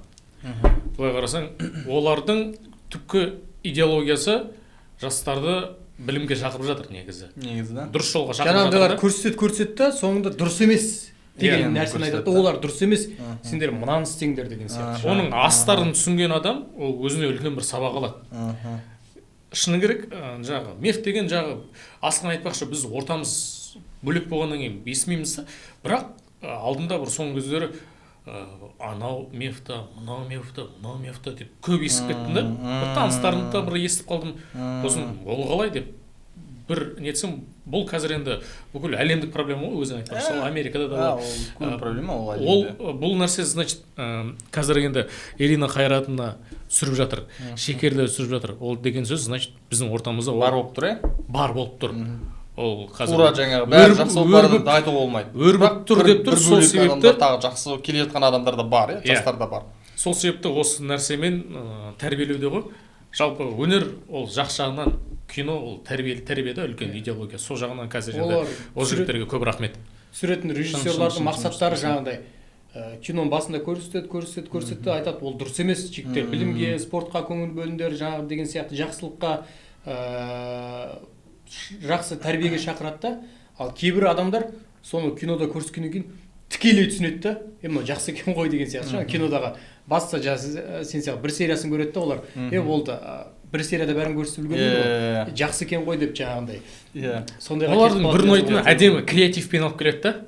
Қызықты да, қызықты, заманауи тілде, өздері түсінетін тілмен жастарға да, актуальный тақырыптармен қосып, қазір не болды, кеше не болды, соның барлығын әдемі әкеліп үлкен бір жақсы бір сабақ қылып пісіреді. Осы жерден бір-екі нәрсе айтайыншы мен. Енді кішкене тақырыбымызды ананы бір мынаны бір шығып жатырмыз өткенде кезең. Үйтіп ішімізде жиналып қалған ғой. Біздегі өткенде біздің енді қазір бізде мына YouTube канал бұл үлкен бір командамен жүргізетін нәрсе екен. Шынын айтқанда бізде қазір үлкен команда жұмыс жасап жатыр. Бізде осы YouTube канал жүргізіп жатқан Абылайхан деген бізде project manager үлкен жігіт бар, мысалы жерде отыр. Өткен бірінші подкастта ең алғашқысы болды. Тағы да осындай ана шығып сондай нәрсе болды да, сол кезде маған ұрысқан, мұндай болмайды деген бір немен жүру керек деп те. Сол сияқты енді қозғай кетейін. Подкаст несі сол ғой. Тақырыпта не де береді екен да, сондай екен да, жалпы мен оны өзім байқамай қаламын кейбір кезде. Арасында деп қаламын. Бірақ мен қозғағым келіп тұр бір-екі нәрсені шынымен де тақырыптан тыс. Ол болғанда былай болып дейір. Бірінші нәрсе болғанда жаңағы Ирина Қайратовна деп жатырмыз ғой. Өткенде ол жігіттермен мен таныстым. Тағы бір досымыздың баласы, Ера деген жігіттің баласы несі болып, шәй болып, сода келді, таныстық, әңгімелестік. Бір жігіт қатты қазақша мықты сөйлейді кәдімгідей. Бірақ олардың клиптерін қарап отырған кезде не ғой енді? Жаңағындай заманауи. Қыздарды шығарады, жаңағы нәрселер, параллельдер шығарады, кішкене қос 18 нәрселері бар ішінде да. Енді сол арқылы, бірақ жаңағы адам жастардың өздерінің түсінетін тілі арқылы жаңағы жеткізіп жатыр да енді. Бірақ жалпы осы клиптарындағы жаңағы болып жатқан, оны енді әртүрлі жаңағы бәрі көріп жатыр ғой, шын айтқанда олар трендтар, жаңағы мектеп жасындағы барлық жастар көріп жатыр менің ойымша. Енді осыған байланысты қалай ойлайсыңдар? Ол бәрібір де дұрыс па? Бәрібір де енді бірден заман солай болып бара жатыр. Ол бәрібір де интернеттен көреді деген тақырып мысалы айтуға болады, біріншіден. Екіншіден, жалпы енді YouTube көрсеткен дұрыс па деген нәрсе тағы бар ғой, енді өйткені бізде қазақ тәрбие, дін деп жатырмыз, кішкене балалар көреді оны по-любому мысалы, міндетті түрде. Енді біз қазір бүйтіп ойлаймыз ғой. Қазір енді шыны керек, үшеуміз де 30-дамыз да. Сен 31-десің. Мен 31-демін, қатайып қалдым. Соны айтпай қойын деген ма? Бұлай ғой, қазір енді мен өзіммен көп нәрсені адам өзінен бастау керек та. Бірдеңені айтпас бұрын, бірдеңе істемес бұрын өзіне теңестіру керек та. Өзіме келетін болсам, мен 18 бен 20 кезімдегі Артур қазіргі 18 бен 20-дағы жастармен салыстыратын болсам, мен олардың қасында әлдеқайда баламын. Сол кезге 18-дегі жігіт. Шыны керек, мен қазіргі қыздар мен жігіттердің мен өте ризамын олардың осылай талқылауына, сөйлеуіне, сөз саптауларына, көзқарастарына. Өйткені ол не деген сөз, жаңағы өзің сұрағыңа келетін болсақ, жаңағы көрсетіп жатқан дүниелер 18 плюс анау, ол қазіргі жастар оның барлығына дайын. Олар оны жалпы осындай бір түсірілім басындағы болған қызықты оқиғалар деп қабылдайды. Олар қазір норма қабылдайды. Олар одан бұрын ол тез өтіп кетеді. 1-2 секундтық нәрселер. Олар ол қарап отырып астындағы подтекст соны аңдап отырады. Мен соған риза болдым. Олар соны аңдайды. Не айтқысы келіп тұр. Олар жаңағы тыржалаңаш қыздар былай өтіп кетеді оның барлығы. Олардың акценттары больше соны зерттейді. Не айтқысы келді бұлар деп. Сондықтан да жаңағы цензура деп жатамыз, анау деп жатамыз, мынау деп жатамыз. Жалпы айтқан кезде олардың енді әрине ой екі түрлі бөлінеді ғой. Комментарийларда бар ғой оларда, неге мұндай, неге былай деп. Бірақ жеке өзіме көретін болсақ, мен ол нәрселер менің көзіммен етпейді андай бір. Қатты мен өзім алаңдамаймын. Деген сияқты да. It's okay. Асылқанда солай дейсің бе? Иә, жаңағы негізі Артур айтпақшы, біреуге бірдеңе демес бұрын сосын біреудің жұмысын сынаудың да қажеті жоқ та. Біткен іске сіңіші көп дейді. Егер ол нәрсе ондай болмас бұрын, онда сен ол адамға сол нәрсені істемей тұрып, жасамай тұрып барып көмектес, онда сен егер мықты болсаң. Сол үшін мен ойлаймын, қазір біреуге ақыл айтатын заман емес, тем более жастарға айтып отырмын ғой. Жастар болғанда біздің замандастарға, біздің қарындастарымызға мысалы ақыл айтатын заман емес, олар бізден жақсы да қазір. Олар мысалы қазір қай бір нені білмесең, балалармен сөйлесіп қалсаң, әйтеуір бір оқудамыз дейді. Бірақ әйтеуір бір пицца, суши ашып қойған, әйтеуір бір кәсіптері бар, нелері бар айтып отырмын. Олар қазіргі нелердің несі жақсы да біздің. Иә. Басқа жағынан риза боласың да, іні қарындастарың артынан келе жатқан, мысалы, біз мысалы бір ағаларымызға артынан еріп, мысалы, осындай болайық деп келдік қой. Олар мысалы біреудің артынан жүрейік деп емес, өздерінің өз ойлары бар, ой өрістері бар, мақсаттары бар. Қандай тақырыпта да әңгіме қозғай алады, мысалы қарасаң. Көп қой бізде қазір әлемге де шығып жатқан, мысалы шахматтан да шығып жатқан көп нелер. Адамдар ақылды болып бара жатыр деп айтсақ болады. Иә, білімге деген бізде қызығушылық қазір көбейіп жатыр да, сонысы қуантады. Иә, оны қазір байқалады сразу. Иә, біреуге заман не ақыл айтатын емес, істе, жұмысыңмен көрсет, дәлелде, қате болса кейін дұрыста деген сияқты. Жай бір айтқанда мысалы курстар көбейіп жатыр. Ол курстар көбейіп жатыр деген сөз ол жаңағы ағылшыншада high demand бар. Жаңағы ізденіс, сұраныс бар. Бәсеке болады. Бәсекелестік болып жатыр, иә. Сұраныс болғаннан кейін ол курстар көбейіп жатыр ғой. Ол деген сөз адамдар ізденіп жатыр деген сөз. Мен енді бір байқап жатқан не бар енді, бір бөлек не бар бізде жалпы бір бөлек жастарда білімге аз білімі аз, сонда бір бөлек адамдар негізі бізде қалып қалған адамдар бар негізі байқағанымша да. Қай жерлерде де бар ғой ондай ол нәрсе, ол сап. Жоқ, қай жерде де бар да, мен айтқан тұрған нәрсем болды. Бірақ олар қазір риск сондай білім іздеп жатыр деген айтқым келіп тұр да. Қазір сондай да мүмкіндіктер ашылып кетті уже, инфобизнес бола ма, мысалы сондай бір ұғым пайда болды, мысалы иә. Мен мысалы Америкада жүріп үйретіп бастадым мысалы. Маған мысалы басында ойлаған да жоқпын, өзімен өзі пайда болған нәрсе да. Сұраныспен жай пайда болған нәрсе. Бір адамға үйреттім, ол дос келді, соған үйреттім. 3-4 дос келді, оған үйреттім. Одан 10-нан басталды, одан 15-тен жинадым, одан 20-дан жинадым. Ол өзінен өзі пайда болды. Мен басында маркетинг ешқандай жасаған жоқпын да мысалы. Сонда мысалы қарағанда интернеттің қазір заманы мысалы қазір енді WhatsApp пен Instagram Қазақстандай қандай қатты дамыған да. Шынымен айтқан көп елдермен салыстырған кезде. Ол көп адам қолданған сайын қандай бір адам бизнес ашады ғой. Сол бизнесін жүргізіп жіберуге тағы да мүмкіншілік. Да, бір жағынан қарасаң.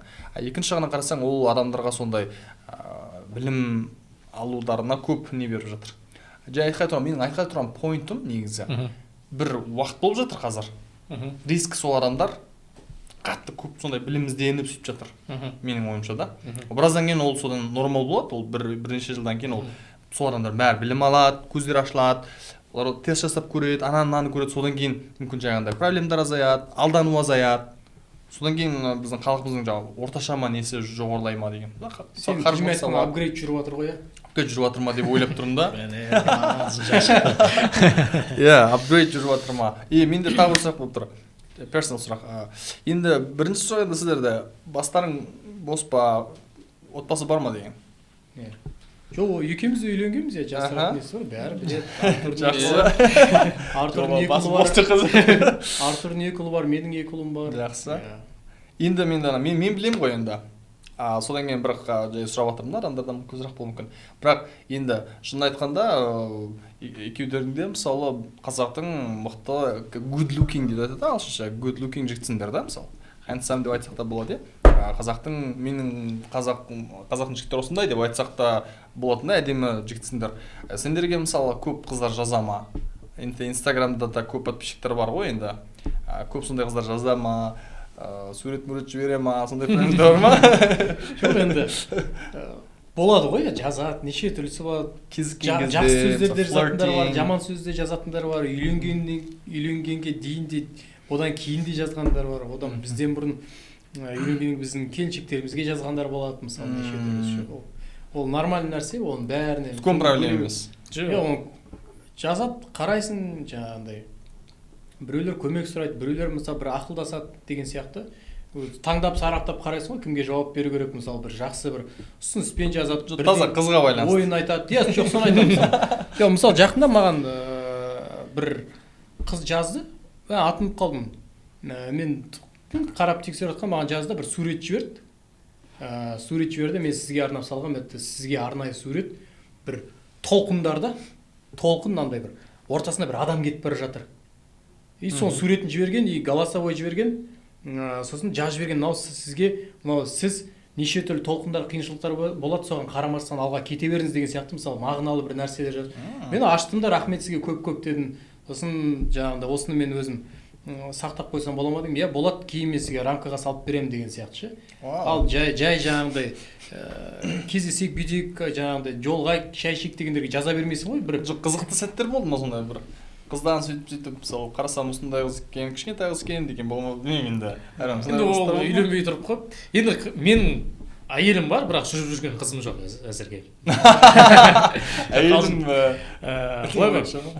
енді түрлі келеді ғой енді жаңағыдай жазады, анау бар. Бірақ енді оның барлығы шыны керек жаңағы үйленбей тұрып болды. Бүкіл қызықтың барлығы, жаңағы сен сұрап тұрған қызықтардың барлығы ол үйленбей тұрып болды. Қазір үйленгеннен кейін бізге жаңағы тілек білдірушілер көп болып кетті да, жаңағы бақытты болыңыз, анау мынау деген сияқты. Бірақ Құдайға шүкір, ондай біздің қазақтың қыздарында санасы жақсы ғой, ондай нетпейді да. Енді басқа бір нетпе былай болмаса, мен де шыны керек соңғы бір үйленгеніме 4 жыл болды ма, 4 жылдың ішінде андай мүлдем жаңағы келетін, дайретке келетін сообщениелердің стилі өзгеріп кетті. Сен ақсудан тазамын дейсің ғой. Айтқанмен отырма да? Жоқ, біз енді үйлендік. Сен қашан үйлендіңіз де саған? Мен неге сұрап отырмын деген, сол үшін сұрап отырмын ғой. Мен басым бос қой өйткені. Маған мысалы керісінше жазады қыздар мысалы. Үйленейік деп. Жазатындар да болады, мысалы жаңағы жай флиртинг деп. Флиртинг деп айтады ғой, сөйтіп жазатын қыздар көп, мысалы. Сенің үйіңде шай ішейікші дейтіндер. Ондайда да бар. Сосын жайлап подкастқа шақырасың. Қыздар да әзірге білмеймін, енді ұлдармен бастап жатыр. Ондайдар көп негізі. Мен басым бос болғаннан кейін менде де проблема ғой. Яғни қызбен сондай нәрселер. Менің жалпы оқырмандарымның 60%-тай, 60-тан кішкене жоғары қыздар. Содан кейін сондай нәрселер көп болады. Менде әдейі арасында сол теманы мен қозап қоям, адамдардың скриншоттарын жіберіп әдейі сөйтіп қоям. Сен қыздармен көп жүреді екенсің. Бүгін көп күтіп қалдық сені. Жоқ, бүгін ондай проблема болған жоқ.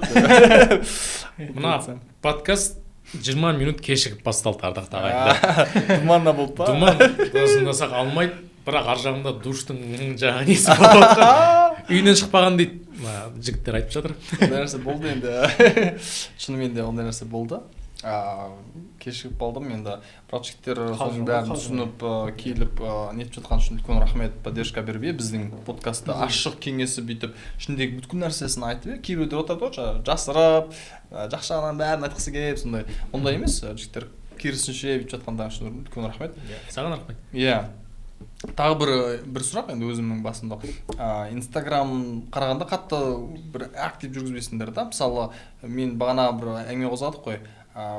Популяр болғаннан кейін Инстаграм подписчик жақсартып, сонысымен жаңағы маркетинг алып ақша табады деген бір жол бар ғой енді негізі. Сол жағынан неге көңіл бөлмедіңдер? Немесе қазір жағдайда сондай неге бар ма? ол жақтан да біз ұмытып кеттім айтпақшы. Инстаграмдан да табыс көзі болып тұрады. Жақсы, мен мысалы өзім соңғы посттарын байқаса өзім жаңағындай Huawei-дің мысалы бренд амбассадоры болдық деген сияқты, оның алдында да қазір де ұсыныстар келіп жатады. Оларды да сараптап қарайсың да, бір басымызға бір қатты тиген оқиға бар. Сол үшін біз қазір неше түрлісін ала бермей, тоже қарап, сосын бет алды нәрселерді жарнамалай бергім келмейді. Бірақ бағанағы айтқандай мен Инстаграмды бір арнайы табыс көзі ретінде қарағым келмейді. Қарамайтын. Азғандікі Huawei болса, менікі әзірге суши пицца болып жатыр енді. Мысалы қанша айтуға болады ма? Мысалы менің сториім осындай тұрады, немесе постым осындай тұрады. Ол енді бір әртүрлі ма? сақталып кеткен әңгіме болады да жерде. Жақсы. Енді мен басыма келген сұрақтарды сұрап жатырмын ғой. Мысалы мен болғанда, мысалы өзім менде өзімде енді мысалы үйретемін, менде кәдімгідей продакты бар деп айтсақ та болады. Соны мен тек қана соған ғана. Маған арасында бір келеді, мен ондай қатты подписчигім жоқ емес қой, бірақ менің адамдарым тек соған қызыққан сондай адамдар да. Содан сұрап отырмын, өйткені мысалы қанша асылғанда 800 қанша мың да? Миллион ба? Қазір 810. 810 ба? Артурда 624. Менікі өсудің орнына қайтып обратно кетіп бара жатыр. Білмеймін не үшін екенін. Думан подкастан кейін миллионға жететін шығармыз. Жеткізейік бәріміз бірге. Ең соңғы біз Сырымбек ағамен қыран түскеннен 25 мың адам көрді, 26 мың адамдай көрді. Өте жақсы көрсеткіш деп ойлап отырмын. Енді алғаш біз подкаст ретінде. Оң болсын бұйырса. Иә, ары қарай біз жақсы идеялар бар подкастқа жүргізуге. Артур кофе сорпа сияқты ішіп отыр ғой. Былайша деген сияқты. Жоқ, қайтадан кофелер бар. Ішсеңіздер. Тағы бір-екі әңгіме тағы қозғасақ. Бірінші тақырыптың біреу болғанда номадстан дегенге байланысты. Мен өзім мысалы Америкада жүрген кезде осы номадстан туралы көп естідім. Қазақстан деген кезде актерство, жалпы өнер саласы дегенде номадстан. Triple G, Димаш, номадстан, Стимас. Иә. Мысалы бокс дегенде бәрі Triple G-ді біледі да, мысалы әсіресе мексикандықтар. Кім еді ана мексикан? Альварес. Канел. Сон мексикан ғой ол. Мексикандықтар Америкада мексикандықтар көп қой жетеді. Олар біледі. Мысалы Triple G деген несін киіп алған мен көп мексикандықтар көрдім. Шапкасын киіп алған. Димашты қытайдар біледі, азиаттықтар біледі көбінесе. Содан кейін номадс туралы мен біраз естідім. Сосын ең соңында Мулян, Диснейдің Мулан деп айтайықшы, Муланның киносында аттан экраннан секіріп бір мен түсінгенімше Шыңғысхандар деп түсіндім ғой, монголдар деп түсіндім мен. Сол кинода солай көрсеткен да. Солдарды жаңа атпен қалай ойнайтын сол қазақтар түсірген да. Оны мен шынын айтсам білген жоқ. Ол намат таңғалдым кәдімгідей. Ол кісілер туралы қазір мысалы айтып отыр, бағанағы мақсат сияқты айтып отырмын ғой, арнайы бағдарлама керек. Ол кісілер туралы шетелде де документальный деректі фильмдер түсірілген, Америка, Россия, Ресей, мынау бүкіл жақтар ол кісілер туралы насихаттап айтып жүр. Енді ол кісілер қатыстарың бар ма? Нарықта, рингте жүргендеріне ол кісілерге 30 жылға таяп қалды. Бірақ енді 30 жылға таяп қалған шығар, өйткені олар кезінде бастаған, мысалы 2000 жылдардан бастады. Енді қараңыз, 2000 жылдардан бастап, оның алдында келді, бірақ намат ретінде мысалы енді бір 20 жылдап қойын, ал сол салада жүргендеріне енді көп болды. Мысалы оның құрылтайшысы жалпы Жайдарбек Күнгожинов деген ағамыз, әлі күнге шейін биыл 53-ке толама ағамыз, әлі күнге шейін мысалы кейбір трюктарды өзі жасайды. Мысалы сол кісі бастан бастап құрды, қазақтың мықты жігіттерін жинап, сондай ол кездерде көбісі түсіне бермеді. Ол қандай өнер, ол не деген сияқты, ол бәрі де төгілесе біледі ғой деген сияқты. Жаңағындай трюктарға спортсмендер шақыра салып деген сияқты. Бірақ бұл кісілер спортсмен де, жаңағындай ойнайды алады, барлығынан да бар да. Бұл кісілер мысалы көбісі айтады, мен спортсменмін, өзім төгілесе саламын немесе өзім құлай саламын деп. Ол сен де істей аласың, оны Артур да мен де істей аламын. Бірақ қазір біз подкастта трек жасайтын болсақ сен травма алып қалсаң кім жүргізеді, жұмыс тоқтап қалады, команда бар деген сияқты. Сол сияқты актер ертең жарақат алып қалса кино тоқтап қалады. Сол үшін каскадерлар оны жарақат алуынан жаңағы алмау үшін жұмыс жасайды. Ол кісілер Муламнан бөлек те қаншама голливудтық киноларда жұмыс істеді ғой. Ана неудержимый бар, Ван Дам дұрыс, Скотт Эткинс, иә. Сосын жаңағындай кімдер, Джейсон Стэттем, жаңағы кім, Сильвестр Сталлоне, Арнольд Шварценеггер бәрі түскен. Сол фильмде ол кісілерде жұмыс істеп қызмет еткен. Енді ол кісілерге жаңағы сіздің басты сұрағыңыз сол кісілерге қатысыңыз бар ма дегенде, қатысымыз бар. Өйткені біз айтып отырмыз ғой 2013 жылы, міне қазір 12 жыл өтті, 22 ғой. 2010 жылы қазан айынан бастап сол кісілердің қол астына бардық біз. Жарты жылдай бізді күнде 6 сағаттан дайындады. 2 сағат аттың үстінде, 2 сағат жаңағы сермесу, қылыштасу деген сияқты, 2 сағат физподготовка, акробатика барлығынан үйретті. Сөйтіп біз киноға барғанда бізге жаңағы атта шабу, трюктар жасау, жеңіл трюктар жасау бізге оңайға соқты. Бірақ қарап тұрсаңыз бізде 3-4 сондай команда бар, каскадерлық командалар. Жалпы айналып келгенде бәрі де ол кісілердің алдына барамыз біз. Олардан басқа да? Біз айналып келгенде сол кісілердің алдарына барамыз бәрі де. Жақсы араласамыз, достарымыз да бар.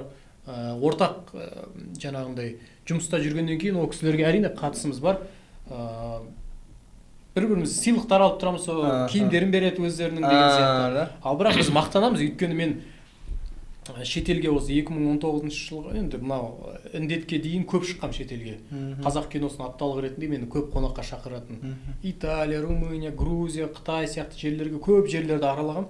Сол кезде көбісі наматты әңгіме қозғағанда. Енді менде мынандай сұрақ болып тұр қызық. Қуанасың. Сол наматтарға мысалы сені шақырып немесе Артурды болғанмен, давай бізбен бірге жұмыс жаса деген мысалы идея, сондай ұсыныс түсті ма бірінші сұрақта.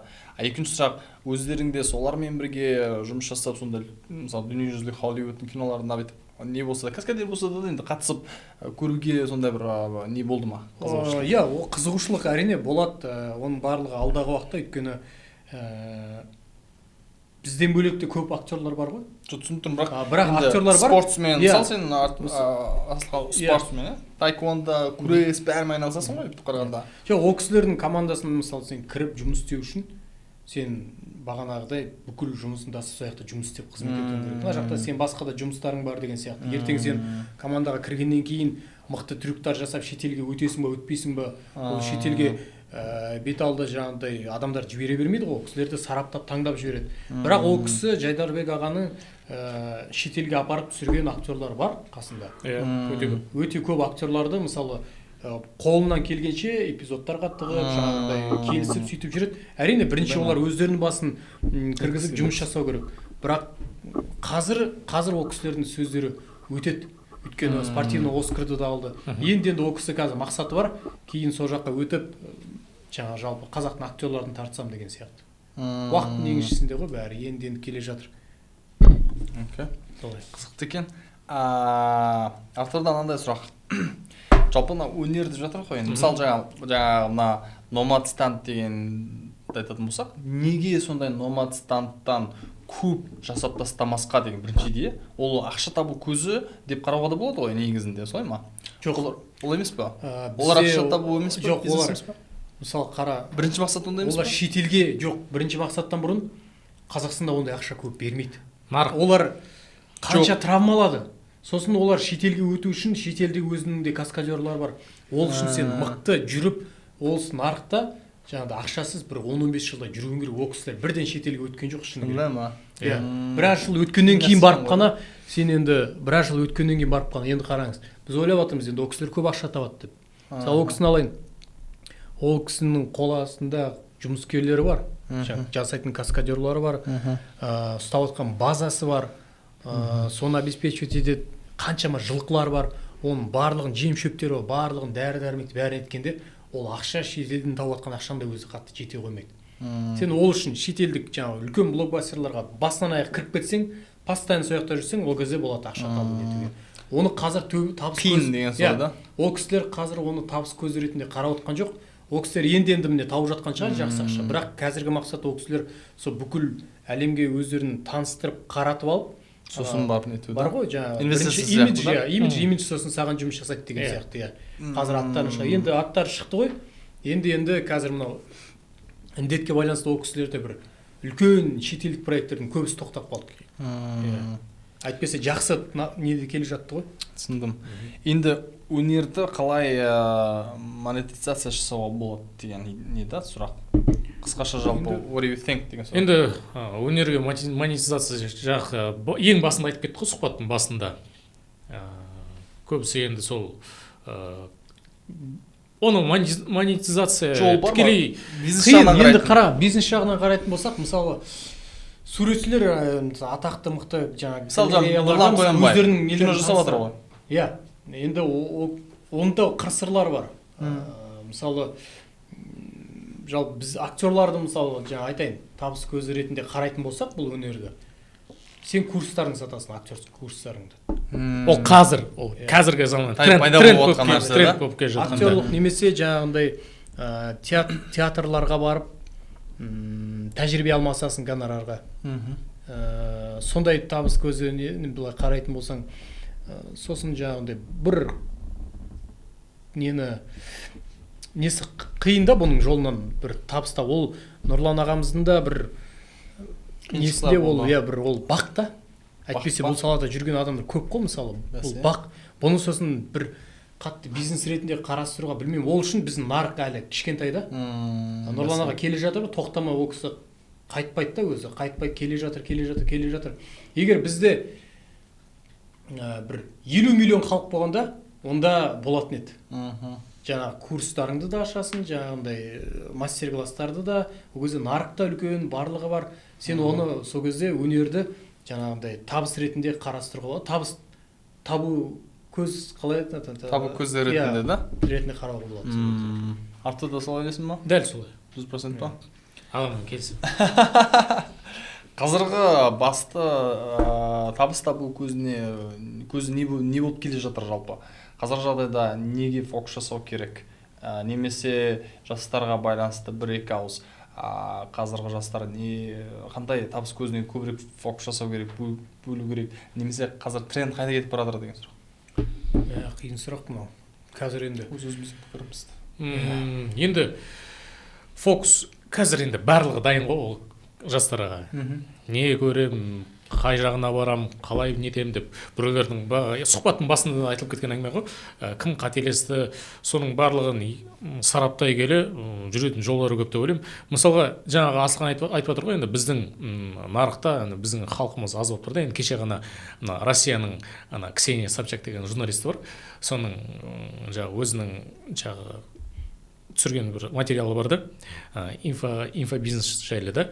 Ол жақта енді оларда мысалы Гусейн Гасанов, басқа да жаңа блогерлар, Россия көп қой, үлкен халқы көп. Тұрады да марафон желание дейді да, соның барлығын ашады да сатып жібереді. Солмен табыс алып жатыр да. Жақсы. Ал енді бізде енді жастарымызға енді мен инфобизнесқа нем жоқ, қатысым жоқ. Мен оны я жақсы, я жаман деп айта алмаймын. Оны адамдардың өздері нетеді, таңдап алады ғой. Бірақ енді жастарға қазір фокус жасауға келетін болсақ, енді тренд, енді барлығы негізі қазір трендқа жүгінеді. Жақсы. Не жүріп жатыр, соған барлығы алып кете береді. Жаңағы Асылхан айтып жатыр ғой, басында қазір енді суши, пицца ашып жатқандар көп деп. Оның барлығы ашылған дұрыс, сөйтіп жаңағы сараптай келе, ұштана келе, оның жақсы кәсіпкерлер пайда болады ғой. Мен енді нақты осыған жүгіріңдер деп мықты кәсіпкер болғаннан кейін мен айта алмаймын да. Мен енді бүйтіп айтайын онда. Қазіргі мысалы заманауи IT саласы бар, қазір дүние жүзінде дамып жатқан. Мысалы менің айналысатын трейдинг инвестиция саласы бар. Крипто деп айтып жатырмыз, ол жеке бір сала болып кетті. NFT деп жатыр қазір. Мета деп жатыр, метаверс. Жаңағы VR саласында уже кіріп кетесің. Ол жерде брендтерді мысалы сататын болып бара жатыр, иә. Мысалы мен мүмкін подкастты соның ішінде жасайтын шығармыз мысалы біраздан кейін да. Facebook. Осы сияқты нәрсеге байланысты көзқарасың қалай? Қаншақты дамып жатыр ол, қаншақты Қазақстанға кіріп келеді, дұрыс па, теріс па деген. Оның барлығы менің ойымша кіріп кетті. Жаңағы крипто инвестиция жағын өзіңе рахмет. Қазір осындай 2-3 айда тренд болып, бүкіл жастарға танымал болып, барлығын айтып келе жатсың да. Қонақ қой. Айта беріңіз. Енді өзің айтпақшы, сол IT саласы, жаңағы инвестиция саласына ізденсе, бәлкім мықты инвестор шығар, бәлкім мықты айтиші шығар. Жалпы ізденген дұрыс. Иә, әрине. Мынау студент деген сөздің мағынасы біле білсеңіз, ізденпаз деген сөз ғой. Жалпы студент бола білу керек. Иә, адам 18-де бола ма, 20-да бола ма, 40-да бола ма, адам әрқашан іздену керек. Адамның мен бір нәрсені білем, мен мынаны жалпы білем деген сөз, ол менің ойымша ол дұрыс емес та. Адам көп нәрсені білмеу керек, ол әр нәрсеге аш болу керек деп ойлаймын да. Бәрін білетін адам жоқ қой. Жоқ та, мүмкін емес та. Іздене береді даже. Бір тақырыпты көп білуің болады. Үлгі тұтатын мықты үлкен кісілер, білімді, мысалы қанша мықты диссертациялар қорғаған кісілердің өздерімен сөйлессең де әйтеуір ізденіп сөйтіп жүреді да. Мен білмеймін. Ол кісілер мен мына нәрсені білмеймін, менің білімім аз дегенде ұялып қаласың да. Мен сонда не білмеймін ба? Деп бүйтіп отырасың. Асылханның ойы қалай енді жағаға байланысты? Мен қазір байланысты шыны керек, жаңағы сен атап кеткен жаңағы IT саласы бар, жаңағы криптовалюта бар, анау биткоин сияқты неден кішкене шыны керек сауатым аздау. Сол үшін мен бірдеңе айту қиын. Оны іздеп, зерттеп, оған арнайы көңіл бөліп, жалпы жаңа білім алып, бірақ маған қызық сол. Алған дұрыс па? Алған сонда жаңа нәрсеге біз қабылдап алу керек, әлде зиян типпеде ма? Жоқ. Білмеймін, оның қандай зияндылығы бар екен айту, мен толық меңгермегеннен кейін, білмегеннен кейін, сауатым жетпегеннен кейін айта алмаймын. Бірақ ондай жаңағы табыс көзі бар, білімге арналатын нәрсе болса, әрине оны алған дұрыс. Ал жалпы қазір мына нәрсемен айналыс деп те айта алмаймын. Мысалы, білесіздер, бір нәрсе бастағанда былтыр індет барлығын алып шайып тастады да. Кім не істерін білмей қалды да, мысалы. Сол баяғыда біреудің бизнесі жүрмеген кезде, індет кезінде, пандемия кезінде соңғы жүріп кетті. Басқалар шынымен де да. Мысалы, онлайн нәрселер қатты жүріп кетті да, жүрмейді ғой деп ойлап тұрғанда, мысалы да. Уже бүйтіп программистер, айтишниктер қазір мысалы трендта да, уже. Трендта да, қай жерге болмасын, мысалы айтишниктер жұмысқа алады, мықты айтишник болса, қанша айлық сұраса да береді, мен өзім көзім жеткен мысалы. Енді мысалы, менде негізі подкастымыз жақындап қалды бітуге. Менде бір соңғы мынандай тақырып болып тұр. Жалпы бізде кішкене қазақтар деп айтайықшы енді. Қазақтар немесе енді қазақша сөйлейтін деп айтамыз ба, қазақтардың ішінде бір қателік деп айтуға бола ма, болмай ма, мен өзім тура айта алмаймын. Мен өзімнің ойымда сырт көзбен кіргеліп қарағанда кейбір нәрселердегі кішкене overthink жасаймыз да, ағылшынша overthink деп айтады. Асыра ойлаймыз. Мысалы, қатты салт дәстүр, өте дінге қатты байланыстырып сөйтіп жүреміз. Мысалы жаңағындай биткоин ол харам, халал деген сияқты мысалы бола ма, иә? Жай бір айтқанда. Ол халал ба харам ма деген, харам ба халал ма? Енді окей, маған мысалы Tesla харам ба халал ма деп сұрайды. Ол енді окей, мен енді біріншіден енді ол бүйтіп бүткіл нәрсені үйте беретін болсаң, ол халал харам деген нәрселер ол енді бұрынғы заманнан шығып келе жатқан нәрсе ғой. Кейбір нәрселер мысалы заманның сол кезінде жасалынған нәрселер да, мысалы.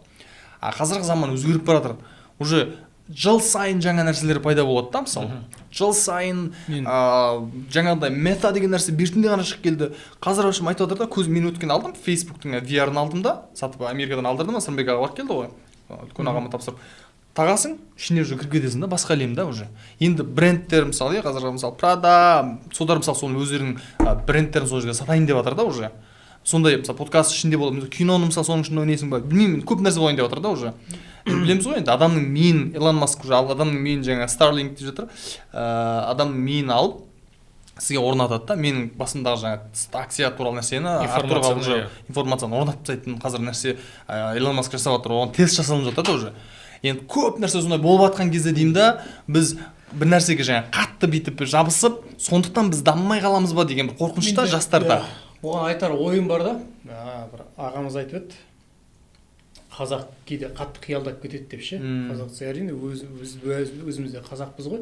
Мысалы жалпы қазақ көп нәрсені жаңағындай андай ретінде қарайды. Мысалы біз баяғыда батырдың рөлін ойнағанда ойлады, батыр бүйтіп жүретін здоровый болды ғой, анау мынау деген сияқты, анау кітапта жазылған немен ойлап кетеді да, бәрі батыр қозғалмайтын сияқты, жүрмейтін сияқты Батыр бағып қабақ тек қана ешқашан ашылмайды. деген сияқты кейбір өңірлерде кейбір театрларда әлі сол батырды солай ойнайтындар бар да. Ол жаңағы сен айтып отқаның дұрыс. Кейде асыра сілтеп кетеміз да, қазіргі бұрынғы нәрсемен өмір сүреміз, алдағыны ойламаймыз, қазіргі сәтпен өмір сүрмей кетеміз да. Мысалы ана кісі айтады, айтыс қазақтан басқа ешкімге керек емес дейді да. Кейбіреулер айтысты әлемге таныту керек, айтысты әлемге таныту керек дейді да. Ол мексиканецтерге қызық емес қой біздің айтыс. Олар түсінбейді ғой. Оларда өздерінің несі бар, оларды бізге келіп жатқан жоқ, қызық емес. Ол қазаққа керек дейді. Ал жаңағыдай дінге қатты мен мысалы ұстаздар бар, сөйлесіп әңгімелесіп жүретін ағаларымыз бар, діннен имам кісілер бар. Дінді қатты қиындатуға болмайды негізі. Біздікілер қатты дінді қатты қиындатып жібереді да, анау болмайды, мынау болмайды, анау болмайды, ән айтуға болмайды, бүйтуге болмайды деген сияқты. Мысалы айтады біреу, танымай қаламыз деп қойғанда әнді мысалы 4 мазхабта да ән айтуға болмайды деп айтқан бар. Бірақ ұстаз айтады, пайғамбарымыз айтқан дейді, бір туған отырыс болғанда, не отырсыңдар көңілсіз неге отырсыңдар деп айтқан екен да. Жаңағы ән айтпадыңдар ма, немесе сапарда жолда кетіп бара жатқанда ән айтуға рұқсат бар деген сияқты бар да. Сосын оны қиындатуға болмайды. Біздігілер қиындатады. Жаңағы намаз оқып жүрмей екен, бүйтіп жүрмей екен, ананы ойнауға болмайды. Немесе жақында мен достарыммен өзім қызығып нарды ойнайтын нәрсем бар да. Ол да мысалы біреулер харам, ол жаңағындай шошқа жегенмен тең, бірдеңемен тең деген неше түрлі жазды. Ана кісіге хабарласқанда айтады, жоқ, ол адамның ниетіне байланысты дейді да. Сен ойнат, досыңмен де мысалы үшеуміз карта ойнайық, ниет құмарланып кетпеу керексің да. Сонда сен екеуміз қандай нәрсенің оны қалай жасап, шегімен жасап жатқаныңа байланысты. Әйтпесе ол сен bütün нәрсенің бәрі харам емес та. Конечно, ол сен ниетіңе байланысты да. Мысалы біз қазір үшеуміз мына жерде мысалы карта ойнайық, нарды ойнайық, ақшаға ойнап қырылысып жатсақ, ол уже харам. Ал бірақ сен көңіл үшін сағындың достарын әңгімелесіп ойнап жатсың, бірақ ниетің басқа. Ниетің достармен әңгімелесіп отырып көңіл көтеру болды. Ода тұрған нәрсе жоқ. Ол дінді жаңағындай алып, дінді өнерге араластырып, спортқа араластырып, анаған етіп, мынаған етіп, бүкіл жұмыстарға, кәсіпке мынау болмайды, мынау болмайды деп барьер қоюға болмайды деп ойлаймын. Сөйтіп барьер қойып тастасақ бізге қиын болатын сияқты нәрселер. Заманауи нәрселер қалыптап үлгере алмай қалатын сияқтымыз уже. Көп нәрселер кіріп жатыр ғой. Жастар даму керек та. Маған мынандай бір сұрақ келді өткенде. Адам алдымен білім алу керек па, алдымен дінді қабылдап, дінді алу керек па деген. Сен білімсіз қалай дінді? Өскен кезде көрдім ба, білімсіз сен дінді алатын болсаң, сен теріс діндерді алып кетуі мүмкін да, мысалы. Немесе теріс қабылдап қойың, фильтрсіз қабылдап қойың мүмкін да. Анау сияқты біреу бұйырса дейді да, отыра береді. Бұйырса деймін мысалы. Бұйырса ол саған бұйырса дегенше әрекет етсең. Мынандай жағдайда болды да, мысалы бір кісі болды, енді айтпай қой. Инвестиция салдым, енді ол Алла тағала беретін болса маған береді ғой дейді. Ол айтады ғой, Алла тағала сен сұрасаң беремін дейді, жүгірсең беремін дейді, жүгірген адамға 2 есе жүгіреді деген нәрселер бар ғой. Әйтпесе сен еңбектен жүгірмесең ол сал қойып Алла тағала береді деп тағы өте болмайтын сияқты да. Бізге сол проблема сияқты. Шынымен де келісетін сияқтымыз осы неге да. Оған толықтай. Мен осындай жастардың өздері сияқты мықты жастар осылай пікірде болғанын қатты қалаймын.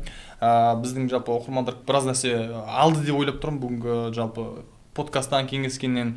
Енді подкаст аяқтай келе yes or no бір-екі сұрақтар қоя кетейін. Басыма келген бір-екі сұрақтар сендер де қойсаңдар болады. Тек қана менен сұрақ сұрамадыңдар ғой деп. Өздеріңді орап ойлайды екенсіңдер. Сұрақ қойдыңдар, қашан үйренесің? Қашан үйленесің деп Қазақстан бойынша сұрайтын сұрақ ол. Мен уже 30-ға таяп қалдым, енді 30-ға жеткенше үйлен деп мамам айтып еді, өтірік болып кететін сияқты негізі уже 4-5 ай ғана қалды. Сондықтан мама 30-ға дейін үйленбеймін. Ренжімеңіз енді.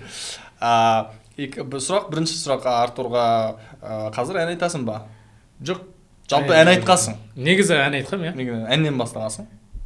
Иә. Бірақ қазір бала кезде андай сондай конкурстарға қатысып, бірақ енді шыны керек өзімді бір мықты бір әнші я болмаса анау демеймін. Бірақ даусың әдемі екенін көрдім. Біз бірге караокеге барғанбыз, айтпақшы. Біздің туыстармен бір не болған, соны ертіп барған. Жоқ, енді біз енді өнер академиясында оқығаннан кейін менің мамандығым актер музыкального театра деген. Yes or no деген. Жақсы. Мен айтқам, жарайды. Айтпам. Қалжыңдап жатырмын. Ән айта аламын ғой. Кино болса, егер ұсыныс келсе, ойнайсың ба? Қазір жағдайда. Әрине да.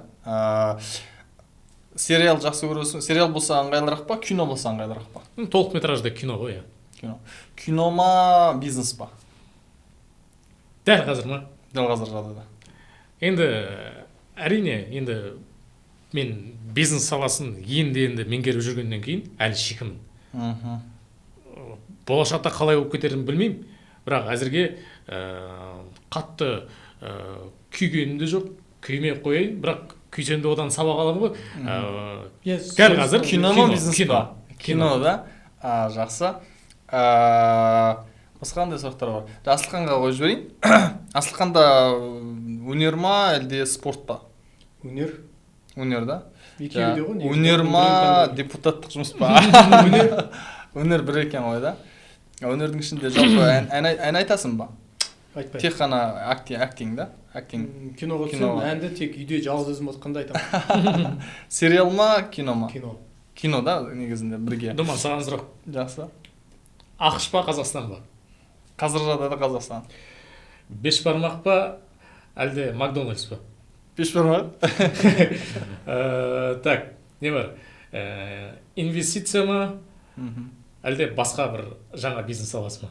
Инвестиция, 100%. Тесла ма, Приора ма? Тесла. Молодец, бес. Жақсы, онда Илон Маск па, Сырымбек Тал ма? Сырымбек аға. Ағаларымызды қолдаймыз. Біз үнемі аға бауыр болып жүрген азаматтарымыз, сондықтан міндетті түрде 100%. Сіздерден енді бір соңғы 1-2 ауыз сөз жастарға жалпы не айтасыздар, қандай ақыл кеңес айтасыздар? Енді құрметті көріп отқан көрермен, бүгінгі біздің ашық әңгімемізден бір сабақ, бір түйін алдыңыздар деп ойлаймын. Барынша қалжың араластыра отырып, және де бір достарымызды үлгі ретінде келтіріп, бір әңгіме өрбіттік. Кішкене саясатқа да бардық, спорт жағына да бардық.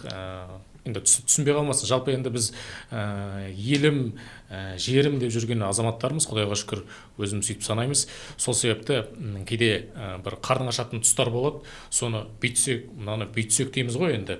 Бірақ енді болашақта соның барлығын өзіміз жаңағы көз жүре түзеледі дейді ғой, өзіміз түзейік, сосын барып өзгені түзейік, сосын барып ортаға араласып сол жұмыс түзейік дегендей.